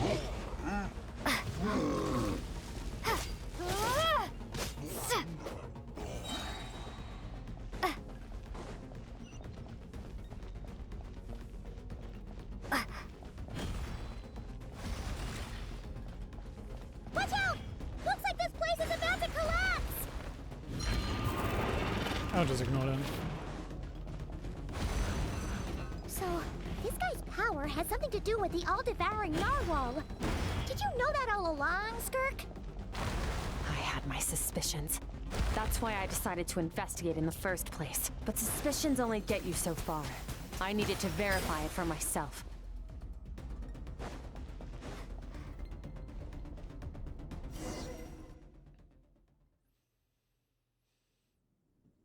Phew.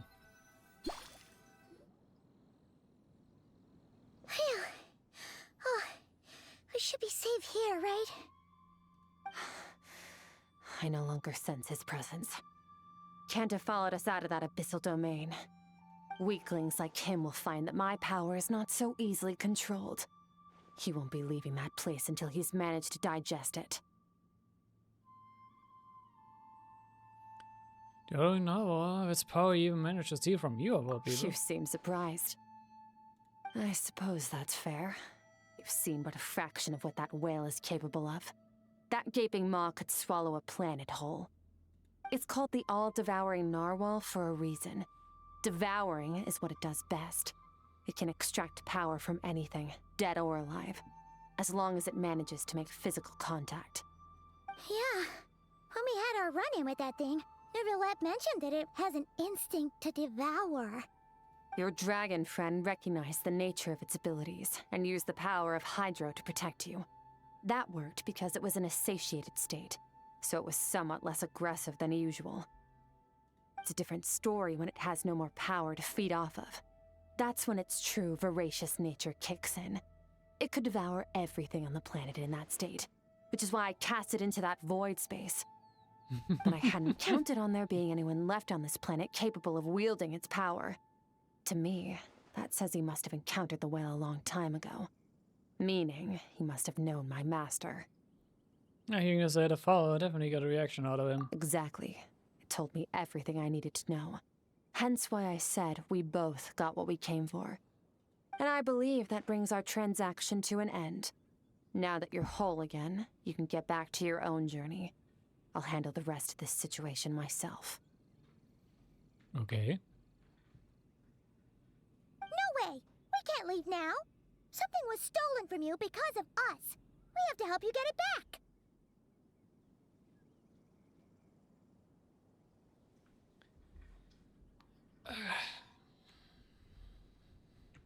This isn't my first taste of failure or losing power. When you fall, you get back up again and become stronger. That's how it is. But what if that monster finds you before you're all better? Plus, how are you gonna get home? It's not like you can just go swoosh and open a door to the abyss again. Not without your full strength. Also, did the outfit change again, actually? She's just a scarf now, which she didn't have before. So, sticking with us for the time being doesn't sound so bad, does it? I said I don't want to be in your debt, but I still am. Fair enough. Then take this. What is it? A bag of Mora.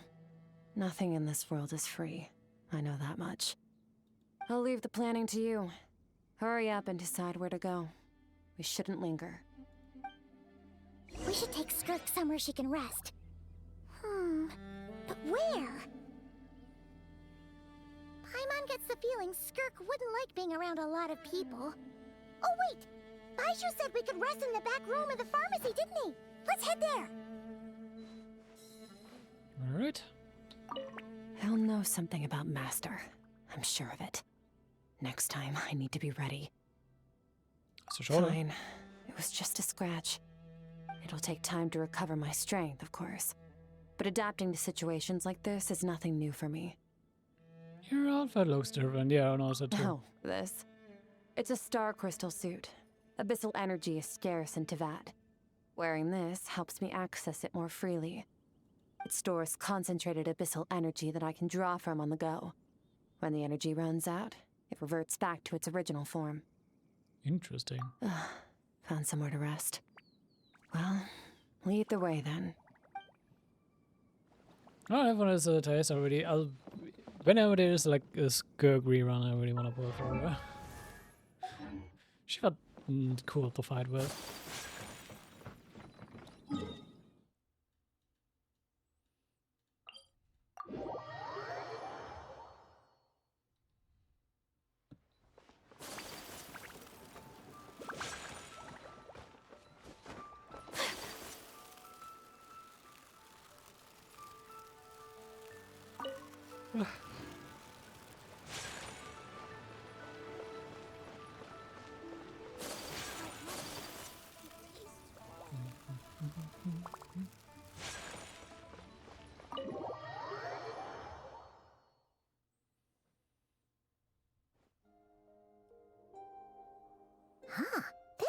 Skirk has a ton of Mora in it.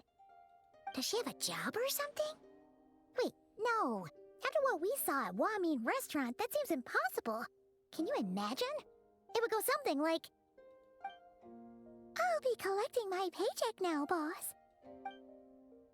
Oh, sure thing. Wait, who are you? Have we met?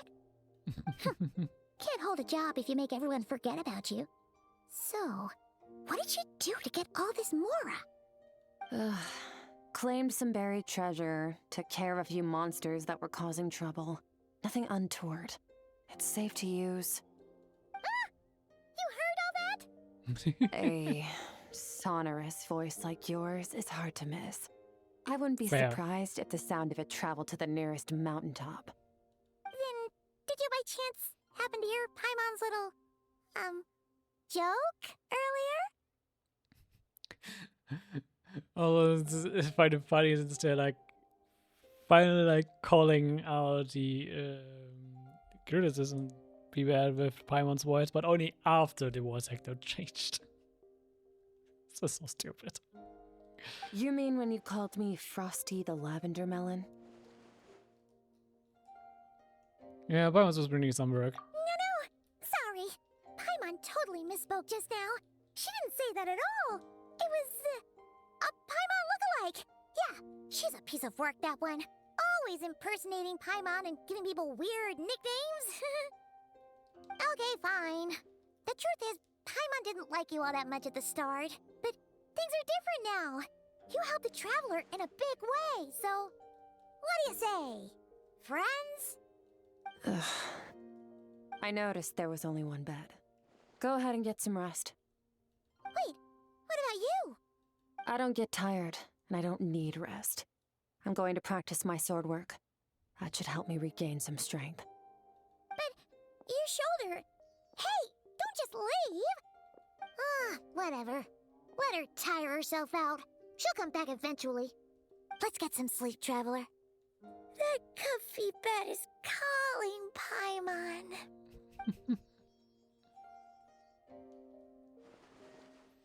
Skirk was stubborn. You would try to go instead of take it easy. I'd hoped you'd listen.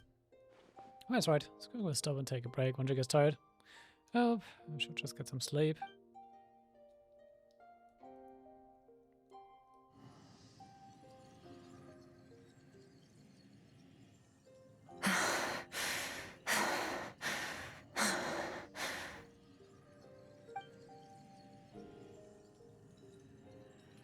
Skirk?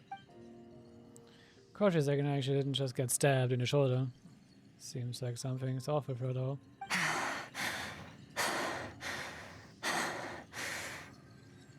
Quiet. What's she talking to? It's not around unless... Do you even remember how many of us perished in that fire? How many bodies were left to rot on the scorched earth? Yet you alone live on. Keep your gaze fixed on your blade. You don't deserve to rest. Run, Skirk. Run! Only death awaits us here. Keep running, and don't ever look back. Right, and a female witness, Skirk was striding along, but there were disembodied voices talking to her.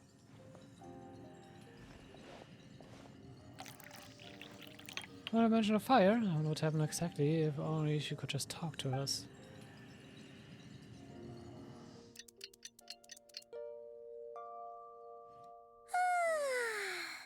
Getting an early night's sleep is the best. That bed was so comfy. Wait, Skirk? Have you been sitting out here the whole night? The bed's all yours if you want it. You carried a strength yet? About 60%. Maybe 70. Whoa! Paimon thought it would take at least a couple of days. That was fast. And the outfit changed again. No, not fast enough. That's 20% less than last time. Same training regimen, same intensity. Nothing felt different, but somehow the outcome fell short. Maybe it's because of the spy that stabbed you. No, I think the problem's with me. I need to meditate for the next 2 days. Deep introspection should help me find the issue. Ooh, sounds intense. We'll watch over you in the meantime, then.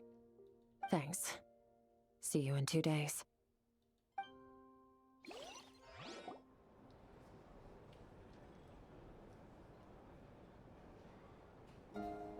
She's just floating there in the air while meditating. She's just flexing on us, isn't she?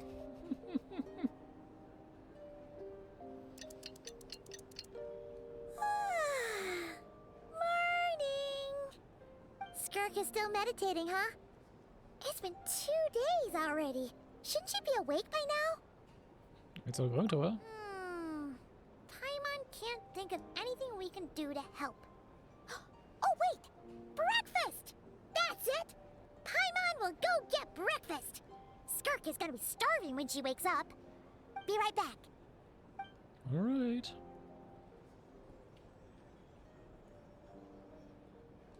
Skirk looks so serene, almost like she's really is asleep.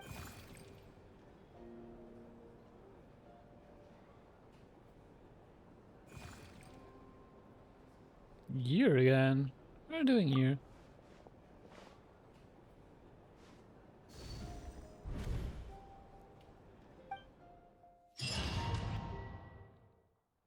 Alice is intervening again, I'm betting. This place feels familiar, but where am I exactly? There are towering cliffs, river trees, and a strange river flowing from the horizon all the way here, but it's broken up several times along the way, with a waterfall at each breakpoint. Close inspection, the color of the water is changing. The closer I get to the lower portion, the darker it becomes, almost as if...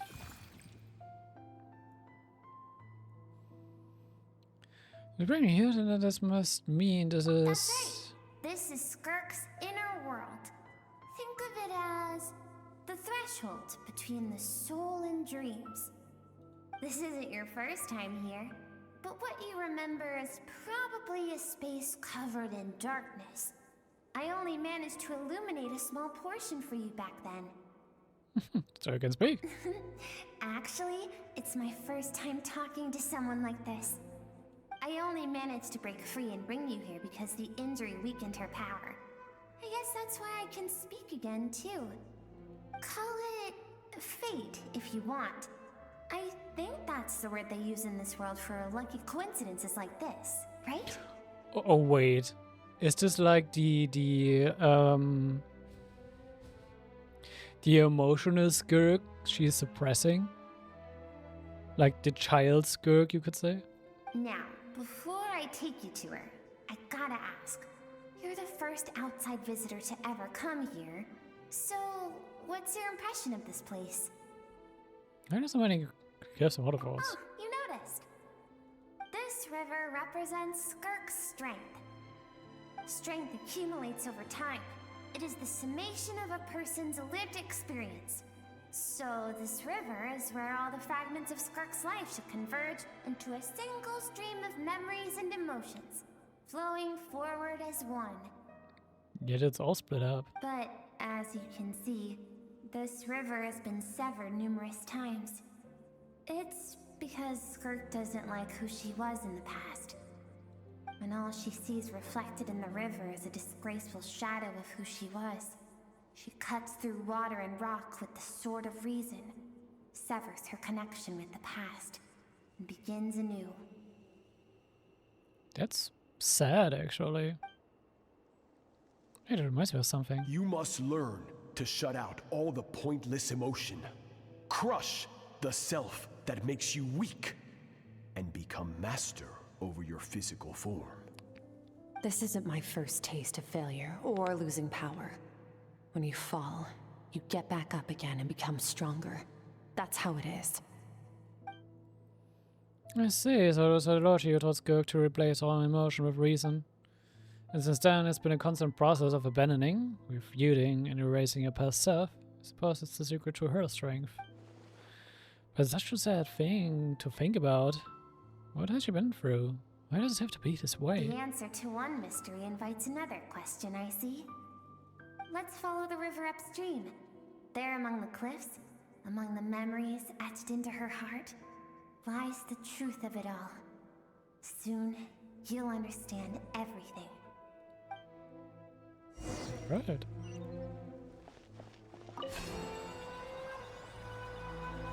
What's with this deep Skirk lore?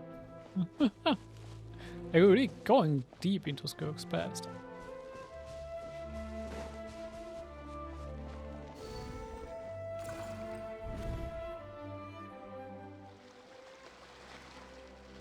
This looks like a coastline.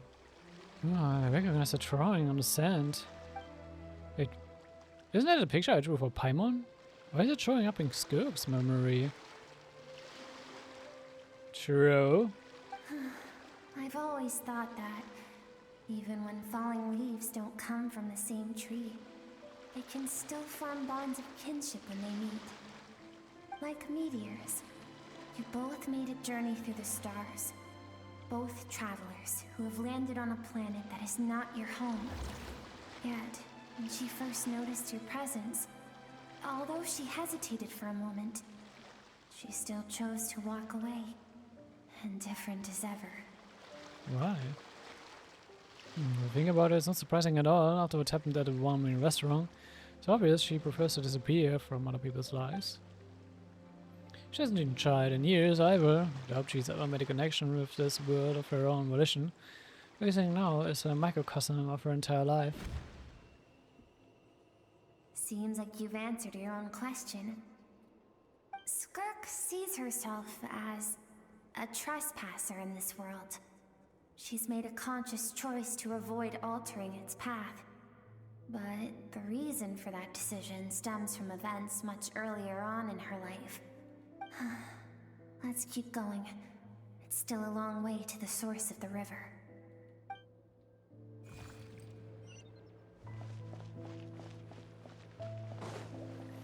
Okay.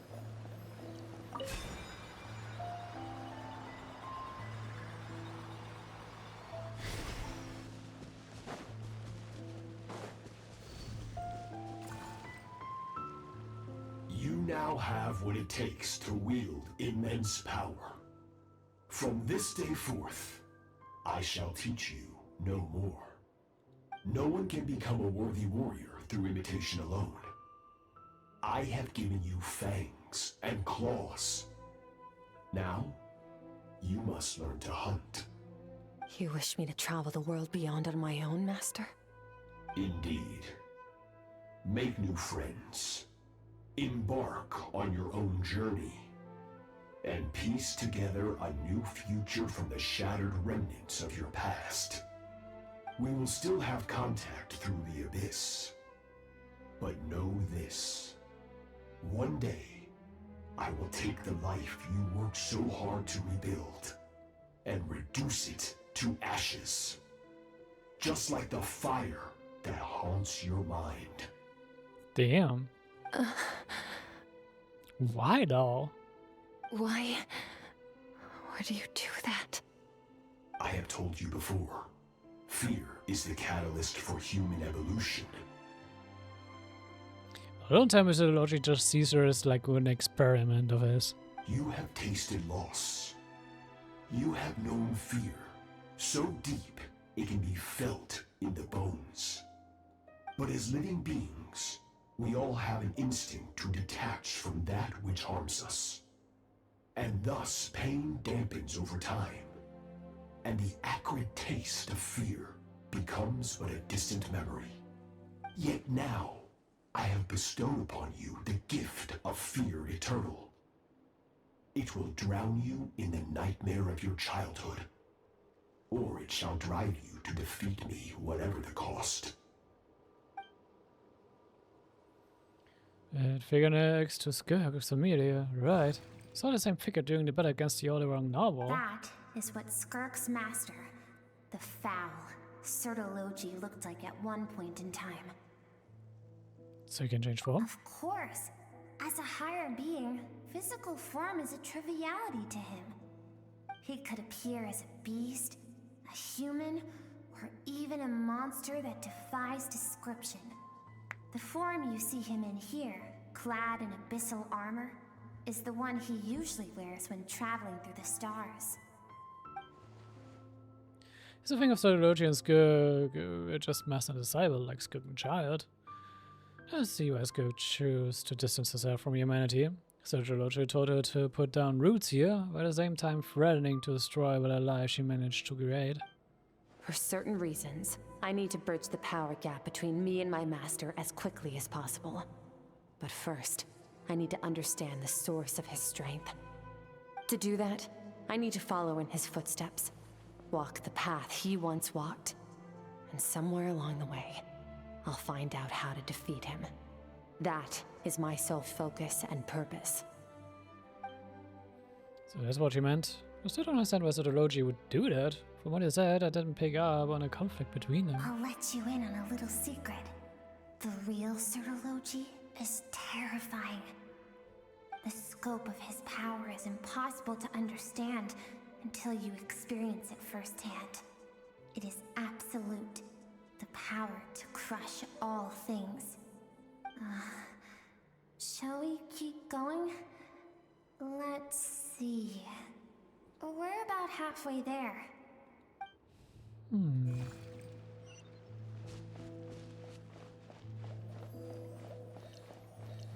I'm curious what, like, implications Sociology will have for, like, the wider universe of Honkai and such.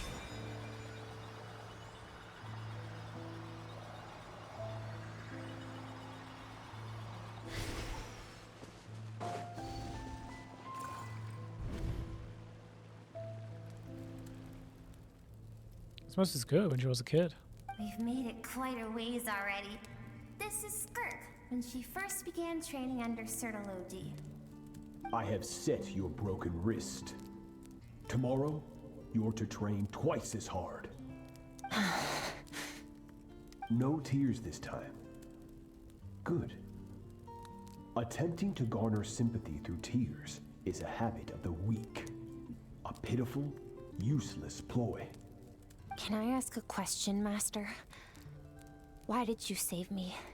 I keep thinking, maybe it would be better if I had died. I wouldn't be haunted by that fire all the time. I wouldn't have to go on like this. I saved you because I have a plan for you. It has been too long since I fought a battle that demanded my full strength, and I hunger for it. Every so-called genius and prodigy I have faced has crumbled like sand underfoot. Before me, even fate bends the knee. Yeah. So, I will teach you everything I know. Train you by whatever means necessary, in the hope that one day, you might surprise me. So really is just like an experiment for him. But I don't want to draw my sword against you, Master. What you want matters little. Among the boundless sea of stars, the cries of the weak are but faint murmurs that disappear into the void. You of all people know that well. Yes, Master. From that day forward, all she knew was grueling training, emptiness, and fatigue. After some time, her talent bloomed, and she gained control over her emotions, like her master. How should I put it? It was not that human emotion disappeared from her heart, but that reason came to dictate all she was allowed to feel. I suppose it was at this point that she became the Skirk you know today. So she saved Skirk from a disaster when she was a child, and now even tried to hide his ulterior motive. I suppose at least one final mystery. What really happened with the disaster back then? Sociology's final words to Skirk were cold and cruel, but Skirk's reaction made it seem like it was a truth she knew all too well. I have a feeling it all comes back to what happened back then. We're nearly there. I almost don't want to reach the end. Well, shall we? This is the final stretch.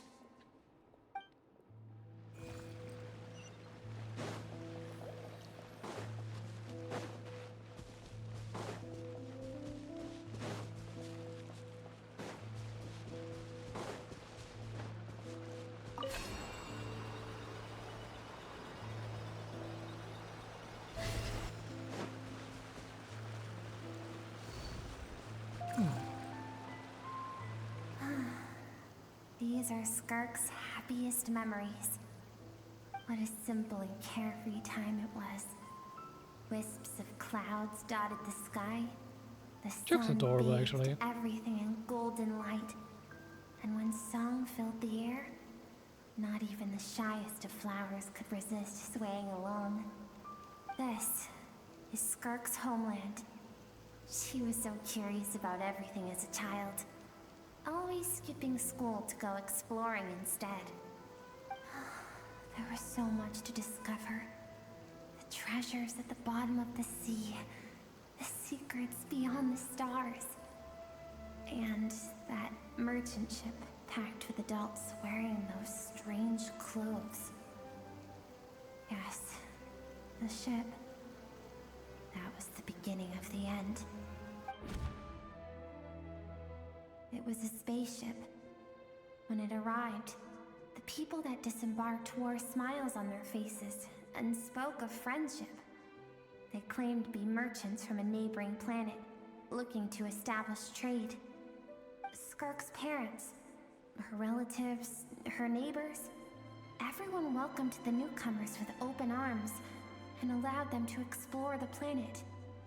To them, the visitors were guests and should be treated with hospitality. No one had any idea of what was to come. Several months later, an army of unknown origin arrived without warning and carried out a ruthless campaign to destroy everything and everyone on the planet. Skirk had skipped school that day, like so many times before, so she was not caught in the immediate wave of destruction. But when she came home that day, only fire and ruin awaited her. She has like a little wing here sticking out from her back, but like only one. Curious. Countless people cried out to her for help. People she knew and loved. Friends and relatives. The little girl who lived next door. The shop owner with the bad leg. The bad-tempered teacher she had made fun of just that morning. Also, more nice little detail, the flame flickering in her eyes. It's not like it's still flame, but it's actually moving. Their lives were discarded like worthless trash as the fire consumed one life after another.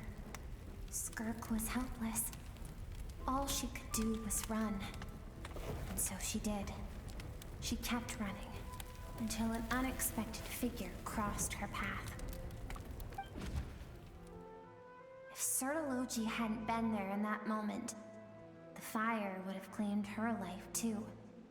And there she would have remained, left to rot in the scorched earth, with no answer as to why any of this was happening.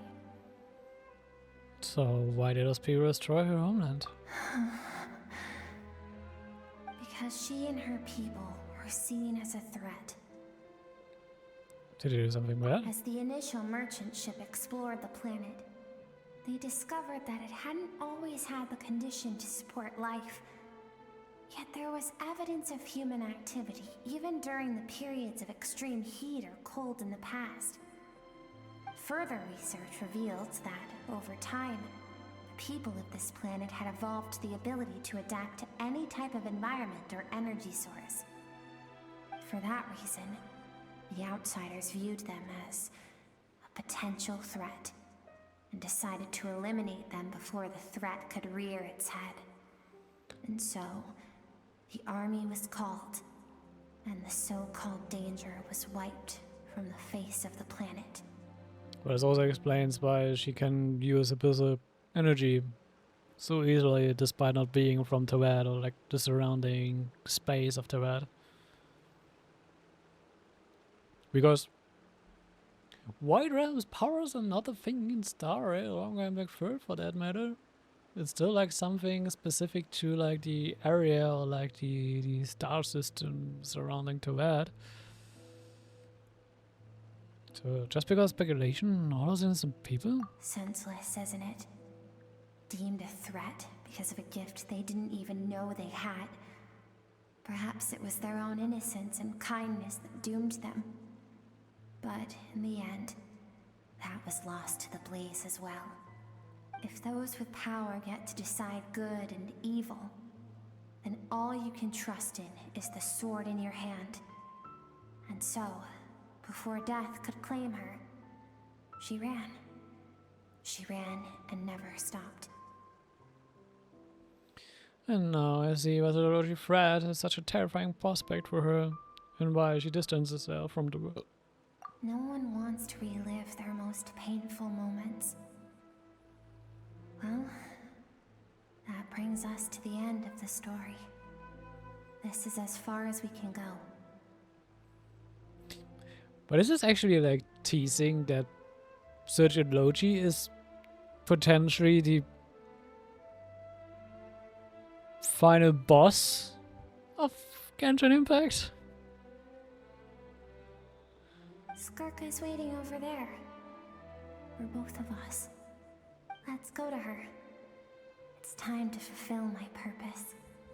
And my greatest wish over all these years.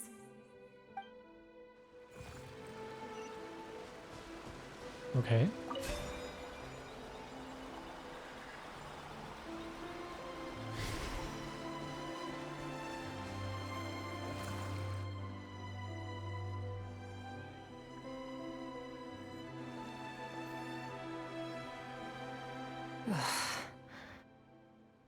So all this, just so you could bring her here?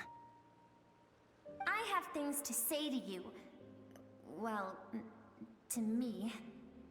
I want someone to witness our reconciliation, even if it takes an argument to get there. And she is the best choice in this moment. Okay, then you must be... Her suppressed emotional self. The version of herself she keeps locked in the recesses of her mind, stifled by reason. Okay, my second guess was right. All those rejected impulses, those discarded aspects of your past selves, they are a part of me now. I am who you used to be. Someone you have refused to face for too long. So, I came to face you instead. You're wrong. I've faced you all along. And that's exactly why I keep you locked here. Your existence makes me weak. Moments of joy and longing are when we are most vulnerable. Don't forget, it was a penchant for goodness over reason that doomed our homeland in the first place. The vastness of the universe renders everything insignificant. Our feelings most of all. Even so, learning from the mistakes of the past doesn't have to mean erasing everything. Strip yourself of your so-called weaknesses, emotions like kindness and empathy, and what makes you any different from the ruthless soldiers who slaughtered our people? We'll actually make her another Shenna, you could say. Because Shenna can't really grasp the concept of emotions yet, so but she's trying to learn. The difference is that I'm doing what is right, what is necessary. I allow you to exist, but with limited freedom. That is the greatest kindness I can offer. I have shouldered everything you couldn't carry. I rose above the numbness and emptiness, and it was cold, unfeeling reason that brought me this far. It made me who I am. It made me strong. That is the problem. I want to shoulder those things together.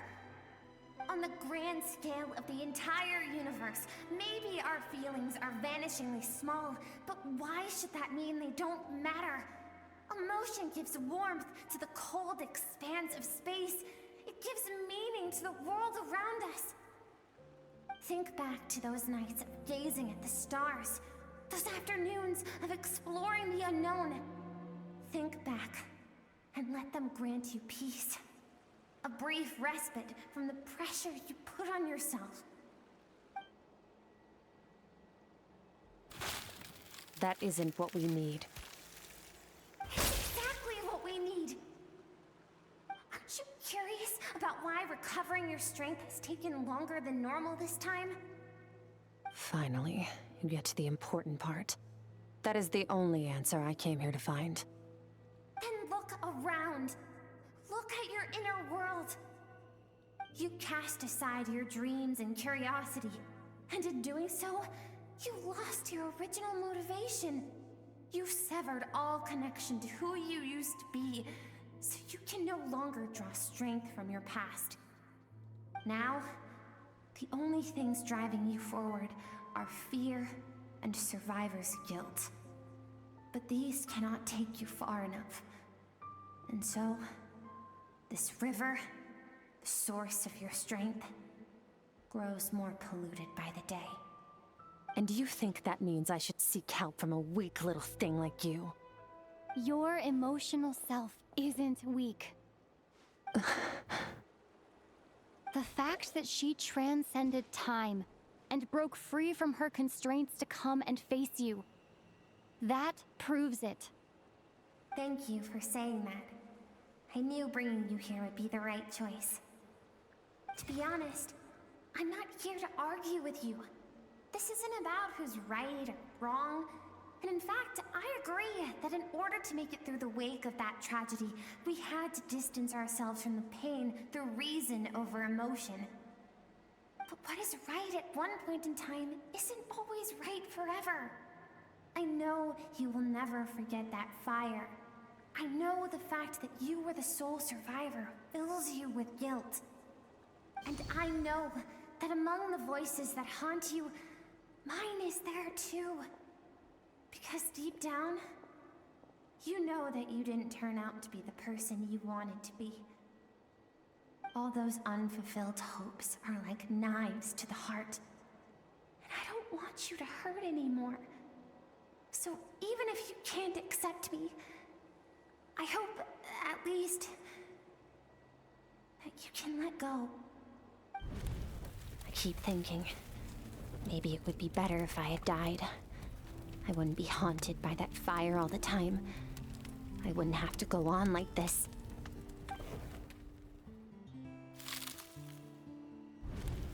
Your dad and I, we're not afraid to stare death in the face, but we need you to survive.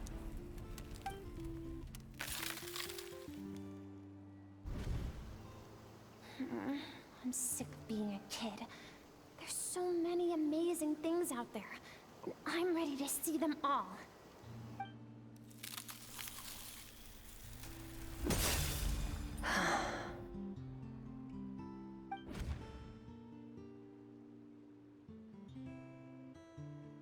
I remember.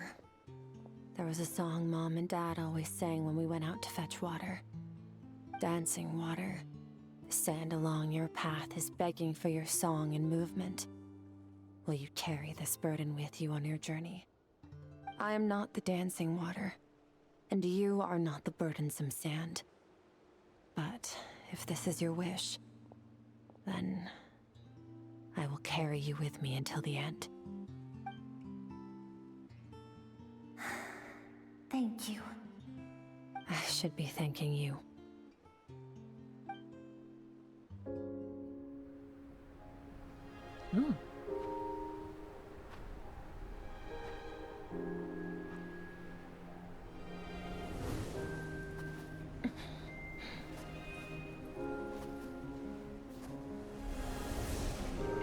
Run, Skirk, run! Remember, leave no one alive!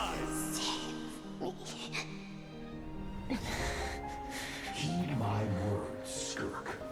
Let fear take root in your soul. Did you survive? Why was it only you? Skirk, did you become a positive light in this world?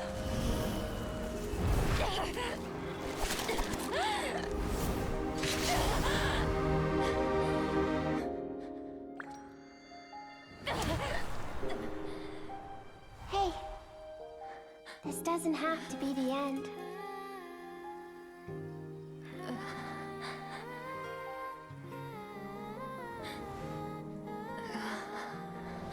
Life is a gift.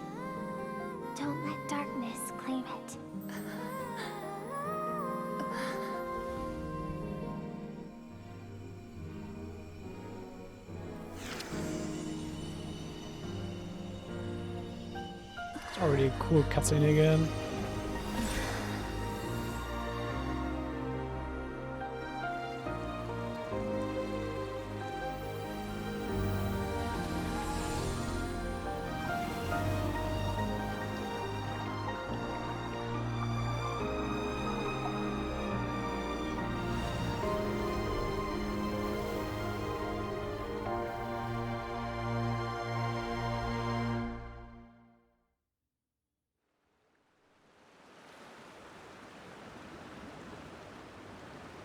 Oh.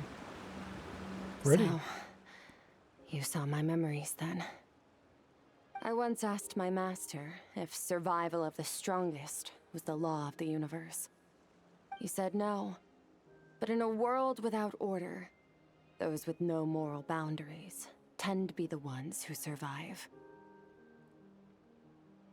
That's interesting. That's why, after hearing his answer, an idea came to mind. An idea that, one day, I would create a new world order. One in which there would never be another tragedy like that fire. One in which power was not the law of the land. But that means I must defeat him. Because my master, Sertologi, is, at the core, a defier of all rules and order. Sounds like if we work it out for you. Yes. And not just because of the gap in our abilities, but also because I have no reason to see him as an enemy. Although his decision to train me was not made out of kindness, he did everything a master should. He saved my life, taught me the sword and the principles of strength. And for that, I respect him. But he intends to face him better one day. I know. And it's not something I want. But Master never goes back on his word. I have to treat everything he says as a promise. He's no longer into that, but he sends me messages through the abyss every now and then. Most of them are simple greetings, or an answer to one of my questions. Every time I hear from him, my heart skips a beat. And I wonder if this is the moment where he'll finally appear before me and tear down everything I've built to pieces. Maybe that means I do live in eternal fear. Just like he said. Yes, I respect him, but I'm also afraid of him. And for that reason, the pursuit of strength consumes every moment of my life. I don't know what Master has planned, but I have to be ready. If it does take you one day, I'll help you. Help me? Why? This isn't your fight. Because if we want to build the world we both want to see, everyone has to be willing to fight for it. If we all do our part, we can make the entire universe a kinder place. And what a song.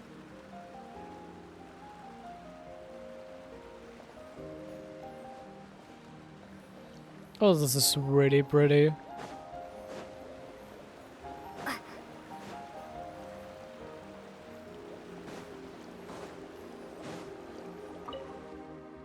Skirk gazes into the distant sky. There's nothing else to do here. Should I leave?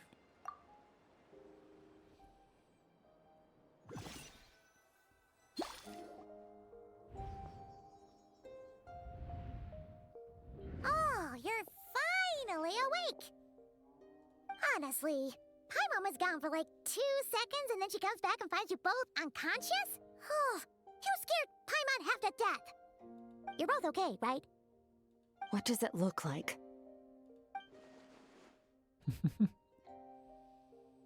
Looks stronger than ever. Only water from the source can cleanse the rot and filth that flows from the past into the future. I taught you to incorporate the experiences from your journey into how you fight. I suppose what happened today will become an inseparable part of who I am. Okay, so Paimon feels like she's missing some important context. A lot of context. But whatever. Paimon brought back tons of delicious snacks. Let's dig in.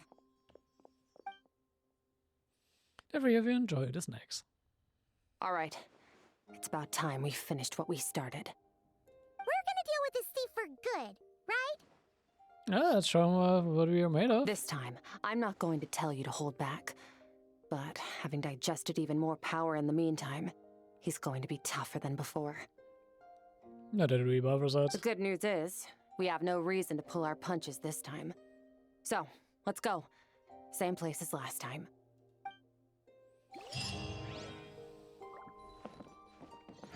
Right. It's almost 1 AM, Jesus. But hey, we are finishing up this quest. I knew this would take a bit longer, but hey. I really wanted to get to this point, because I've been like so curious about Skirk's side quest the entire time. Because like Skirk has been like one of the most interesting characters to me.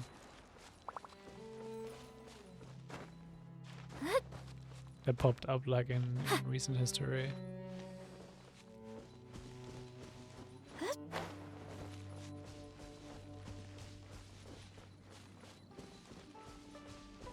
I like the visual effect on this portal.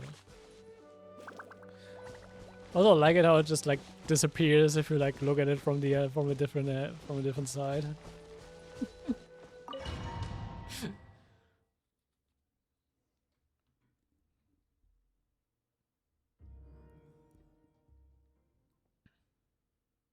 fog is gone! Wait, isn't that the form the all-devouring narwhal changed into? How come he knows that, too? That's what the fog used to look like. Really? So, you're telling Paimon that giant whale and this guy can both turn into the fowl? How does that work? It's a subconscious instinct. Any intelligent being who longs for his level of strength is bound to mimic his appearance. It's a natural response after encountering someone as powerful as Master. To them, he represents ultimate power. We know the person before us has encountered Master, and we know he stole a portion of my power. So it's not surprising that he would assume this form. Okay. Oh, the closer Paimon looks, the more intimidating it gets. Nervalette isn't here this time, so it's up to us. He won't have the nerve to steal again after we're done with him. Let's teach this guy a lesson.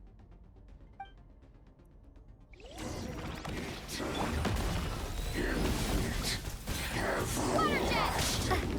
Wipe out!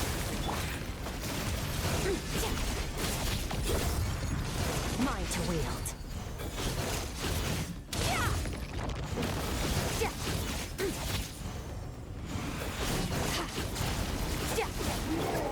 Haven't forgotten your training, I hope.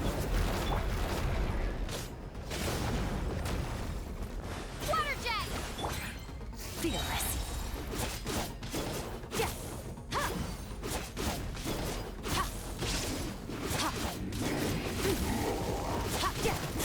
Merciless.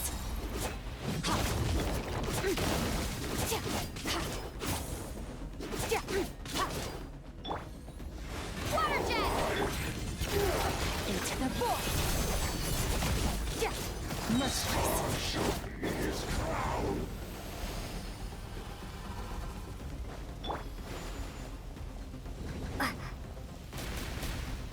You can just toss him.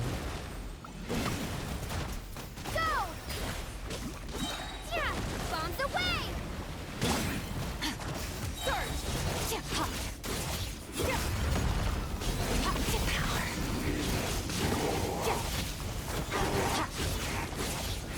I want to up to more rotation in this though.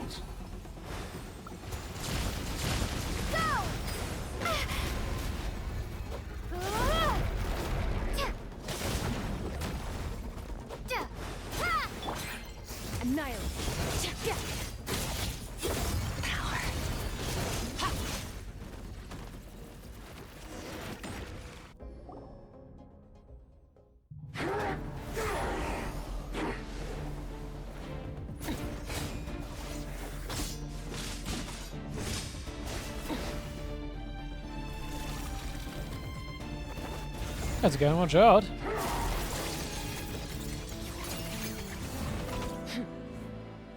Haven't had enough of my power.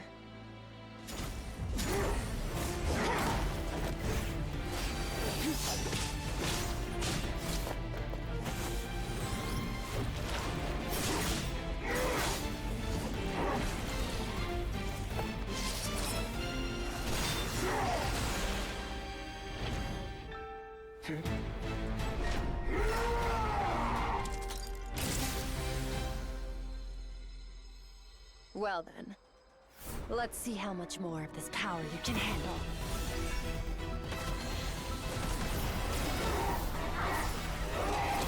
Ah, using his powers against him.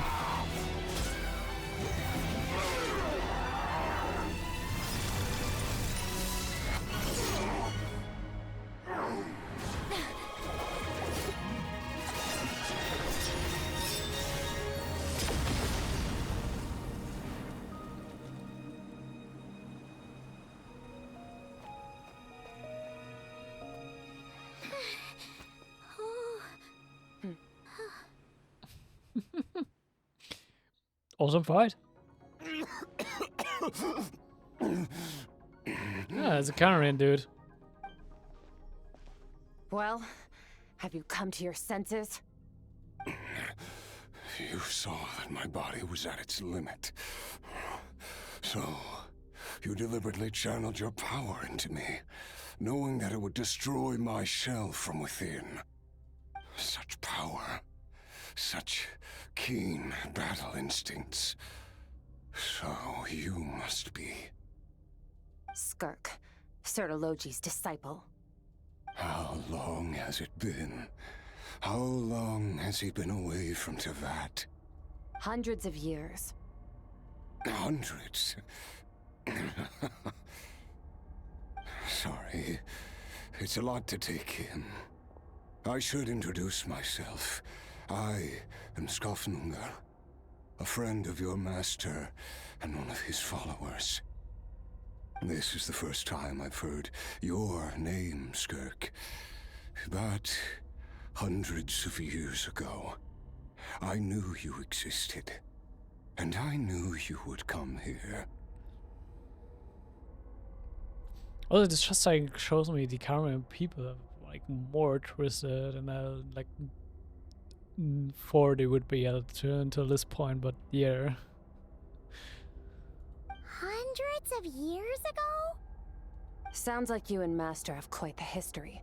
Care to tell us about it? Of course. Might as well take advantage of a clear head while I can.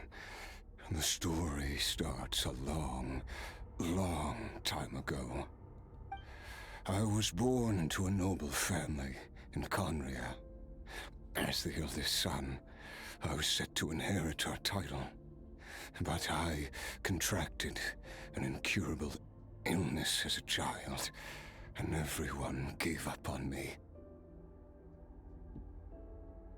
I trained the sword harder than anyone else, defeated all of my peers. But it was all in vain. When other people looked at me, all I saw in their eyes was pity, or a strange glee in my misfortune. Even my parents were just waiting for me to die.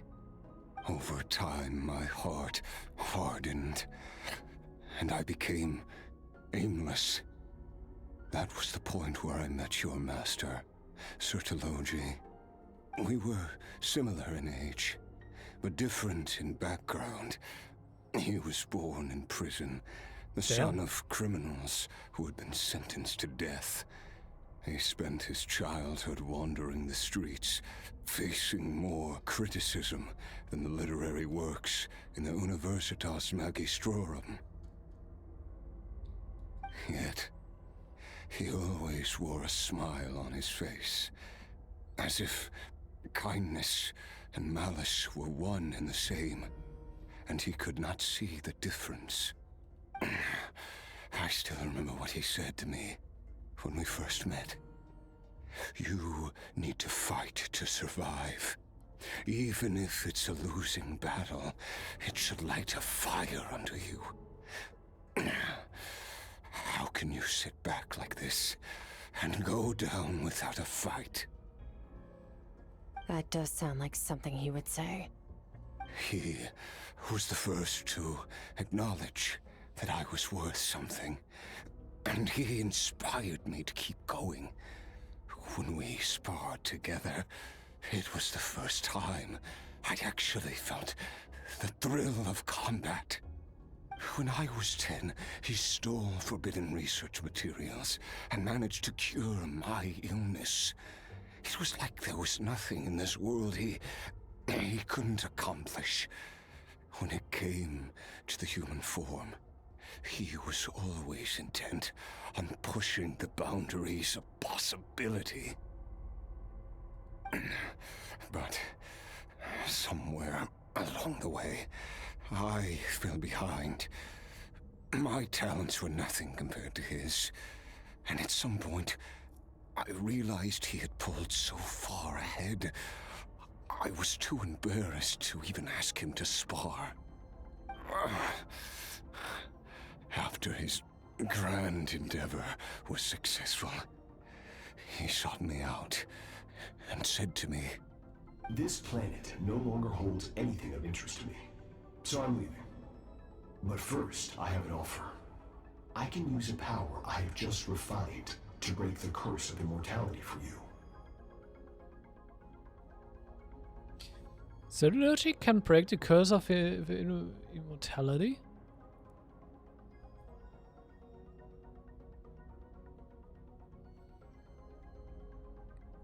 Interesting. Your death was once what we worked so hard to prevent. But the immortality you now face is a different kind of pain altogether. I'll pass. Immortality doesn't sound so bad to me.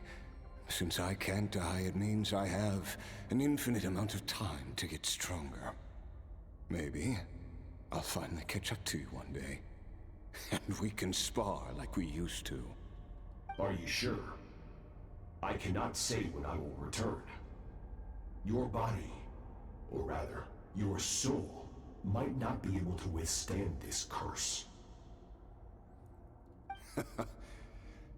All I can do is try.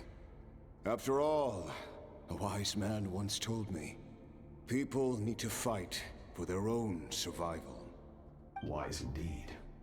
Nevertheless, if you grow weary of the pain of immortality, and wish to experience a good sparring match before you wither away, seek out my disciple. Disciple? Never thought I'd hear that word coming from you. Nor I. But Vedifenir said I was destined to find a disciple out there in the universe, and bring her to Tibet. Vedifenir war... who was Vedifenir again?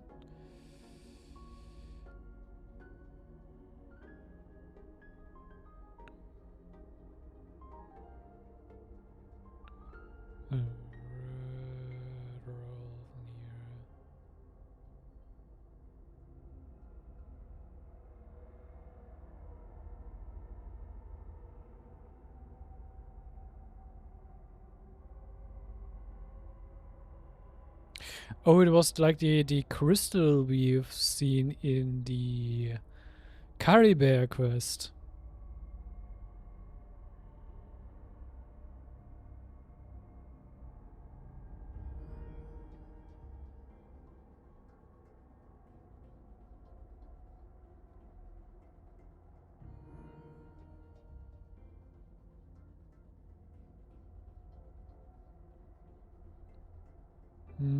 It will be relevant in Nordcry again, let's just see. Okay. You know as well as I, Vedifenir's prophecies are never wrong. Well, now I'm curious about who this disciple of yours will be. All Vedifenir said was that one day, the stars shall bow in her honor. Sounds pretty impressive. Of course. Only the most outstanding people would have the right to become my disciple. Still self-assured as ever, I see. But you're not wrong. I'll be leading them. Oh, and if you are serious about getting stronger, I left you a little gift in the primordial sea. As I've said before, walk whatever path you want. Freedom means even the wicked get to make their own choices. So he left a narwhal for him? Okay. Waiting for me in the primordial sea was the all-devouring narwhal, already beaten into submission by Sertologi. In its weakened state, I was able to cut off part of its flesh and sew it into my own heart. Your heart? That sounds like torture. How did you even survive that? Because, of course, I bear the curse of immortality. So, you used the curse to turn yourself into a vessel for power. Even with that whale's ability, devouring power like that is not something the human body can withstand. With your body and soul constantly at the breaking point, it was the curse of immortality that sustained you. But that is not the path to strength. You have to pour your heart into it, work for it, dream of it. Instead, you stole something that didn't belong to you, and it backfired. You're right. I should have known better, but I had already pushed myself to my limits, and he was still miles ahead of me. So I had to take a leap of faith. I miss your master. I miss the days when we were all together, troublemakers without a home. I don't regret the choice I made. But if you'll allow it, I do want to apologize. To both of you. After the beating we just gave you, I think we can call it even. You're an interesting one as well. Sertologi's disciple. That's a lot to live up to. It can't have been an easy experience. I know what he's like. He rules with an iron fist, using despair and fear to force you to catch up to him, all the while standing ever out of reach. We're like mountain climbers in the dark, never knowing how much higher we have to climb, or when we will see the sun again. Also, why is this resembling IX so much? Like the Urn of Nihility. Just like the gradient of the orb thingy. Even the color for some part, not just like IX is much darker. It doesn't have that much of a glow, but just like the visual of it all. True. But I made up my mind long ago. No matter how dark it gets, I will not give in to despair. I will overcome it. Besides, after hearing your story, I suspect what Master really wants is not a battle that demands his full strength, but rather a defeat without regrets. Oh? Since you're his friend, you must have some things in common. The first time we came here, when you stabbed me through the fog and stole my power, I felt no emotion coming from that spike.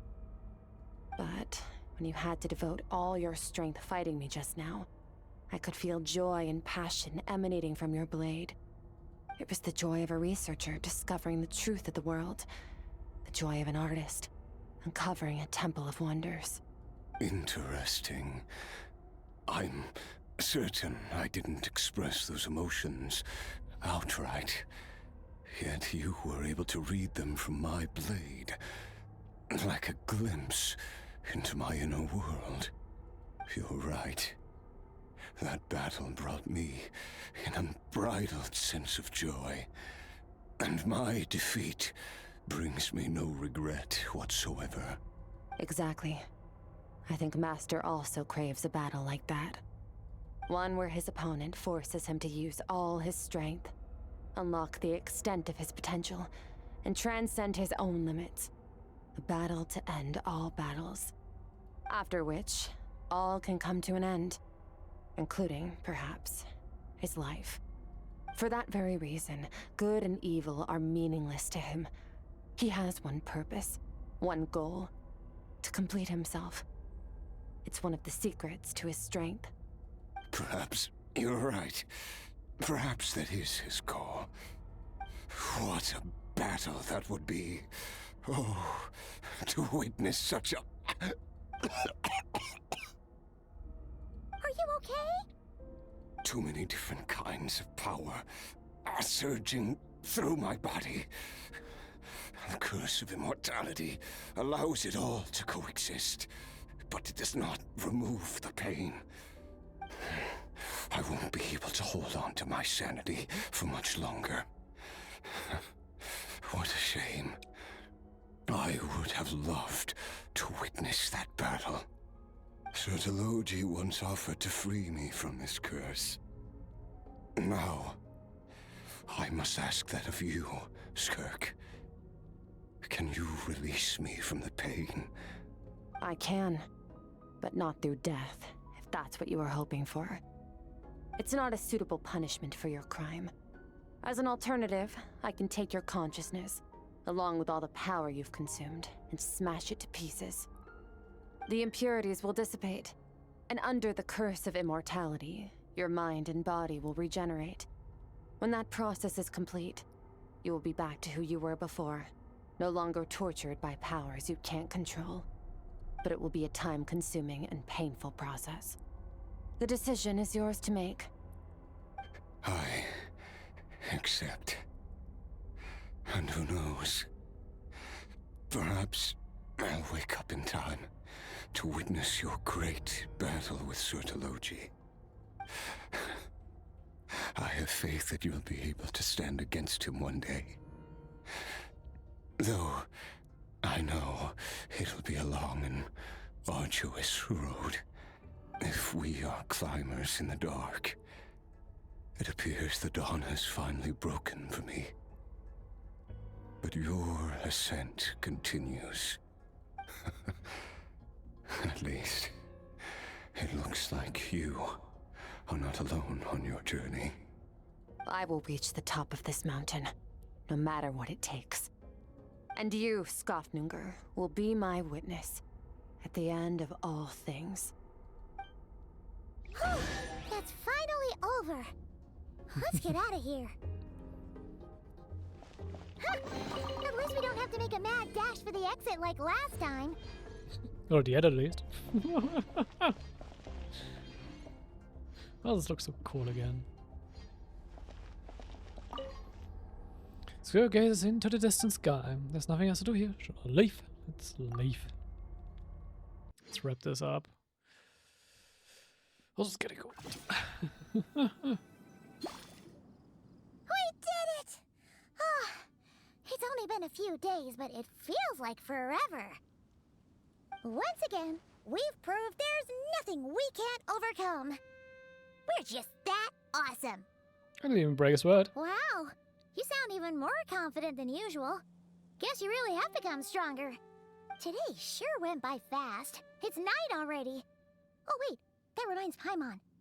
The stars you mentioned, the ones that died out, are they back now? Yes. The power Skafnunger stole has been returned. So, the stars have regained their light. Great!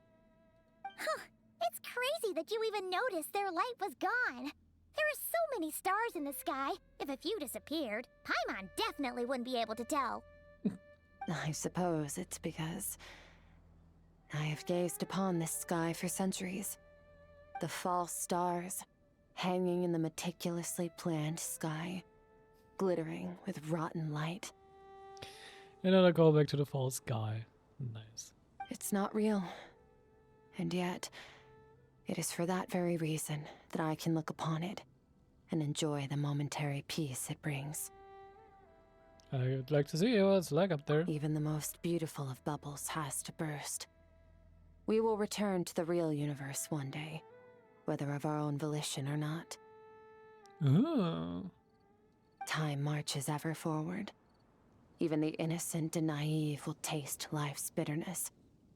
Yet through hardship, we grow until we learn to seize the sands of time for ourselves and uncover our true strength. Like how you can see the dragon spine nail there in the background. Though we gaze upon a false sky, its vastness and majesty is palpable. One can only wonder, what is it going to take for kindness to reign supreme in the vast expanse of the universe? Good question. Ugh. This is all going over Paimon's head. But if she knows one thing, it's that the Traveler always finds a way. Ever since we met, she has filled Paimon's days with happiness. No matter how tough things get, she always finds a way to make it better. If it's too big a job for one person, then we'll do it with two. And if two's still not enough, then three. We've met so many amazing friends and accomplished so many amazing things. As long as we don't give up, we can make any wish come true. I suppose when it comes to you, anything is possible. Well, I should be going. Now that my power is no longer isolated from my emotions, I need more practice to get used to it. Will we meet again? I suppose fate will decide. Maybe we'll bump into each other on the street. Or maybe we'll reunite on a different planet entirely.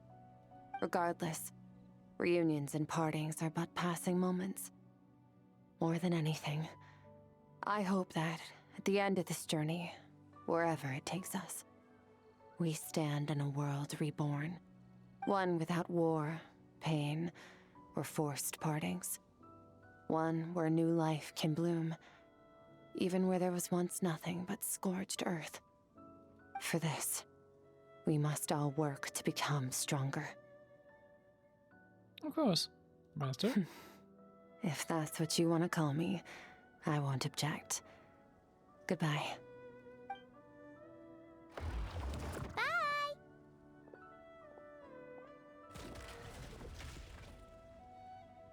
Is it just Paimon, or is she being nicer than before? We definitely count as friends after all that, don't you think? Mm-hmm. I guess so. Hey, what do you think about camping here tonight? There's nothing quite like sleeping under the stars. Come tomorrow, we can continue our journey. Oh, and since Paimon treated you to that super nice meal at Wanmin Restaurant, it's about time you returned the favor.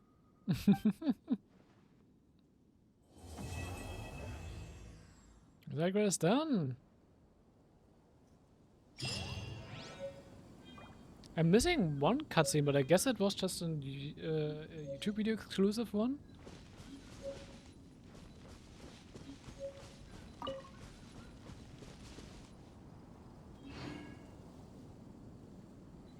I thought there would be like one more. But okay. Wait, we got the recipe of some kind. The color Skirk made based on the instrument of her homeland. The guitar has a unique charm and blade. Its ancient melody seems to hum of a history that nobody recalls. Okay. Ah. An abyss crystal, a gift from Skirk to you. When worn, it can be used in your sleep to dream or refer. To find the culprit, Skirk infiltrate your dreams when you witness the memories that you've been in her heart. Use this crystal once more to revisit certain scenes of what happened back then. Oh, that's cool.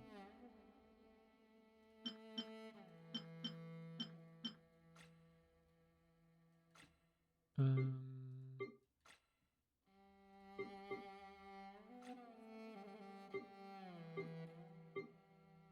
we saw something else. What was it?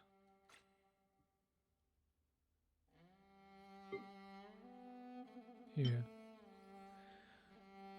Oh, you and she compiled a summary of your experience, documenting your relentless efforts and cruel trials for the training has ended, reasoning these causes and still get insights. Huh. Extra items. Why not? I take it.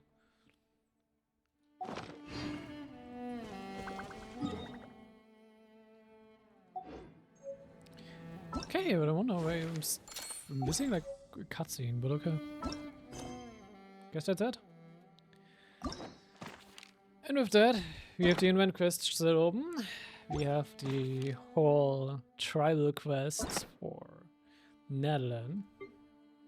And I will put Morika's character quest into that. And we have Paralogism. And I think I will do Paralogism next, because I think this is actually from a rather old quest, rather old version. Because of a objective log, Paralogism is apparently even before Netland. So yeah.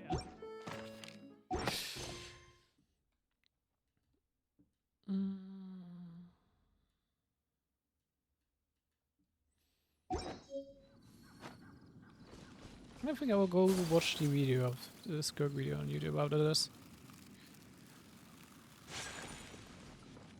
Anyhow. I will definitely be waiting for the Skirk rerun to try to pull for her. I really like fighting with her.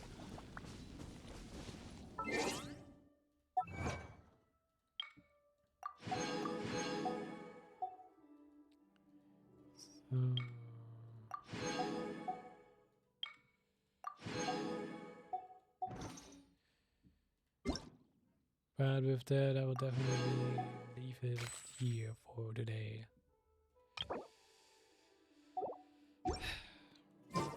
It's already past 1 AM, quite late for me, and I'm tired. As a jeweler cherishes their gems. So with that, we will see each other next time. Until then, bye bye.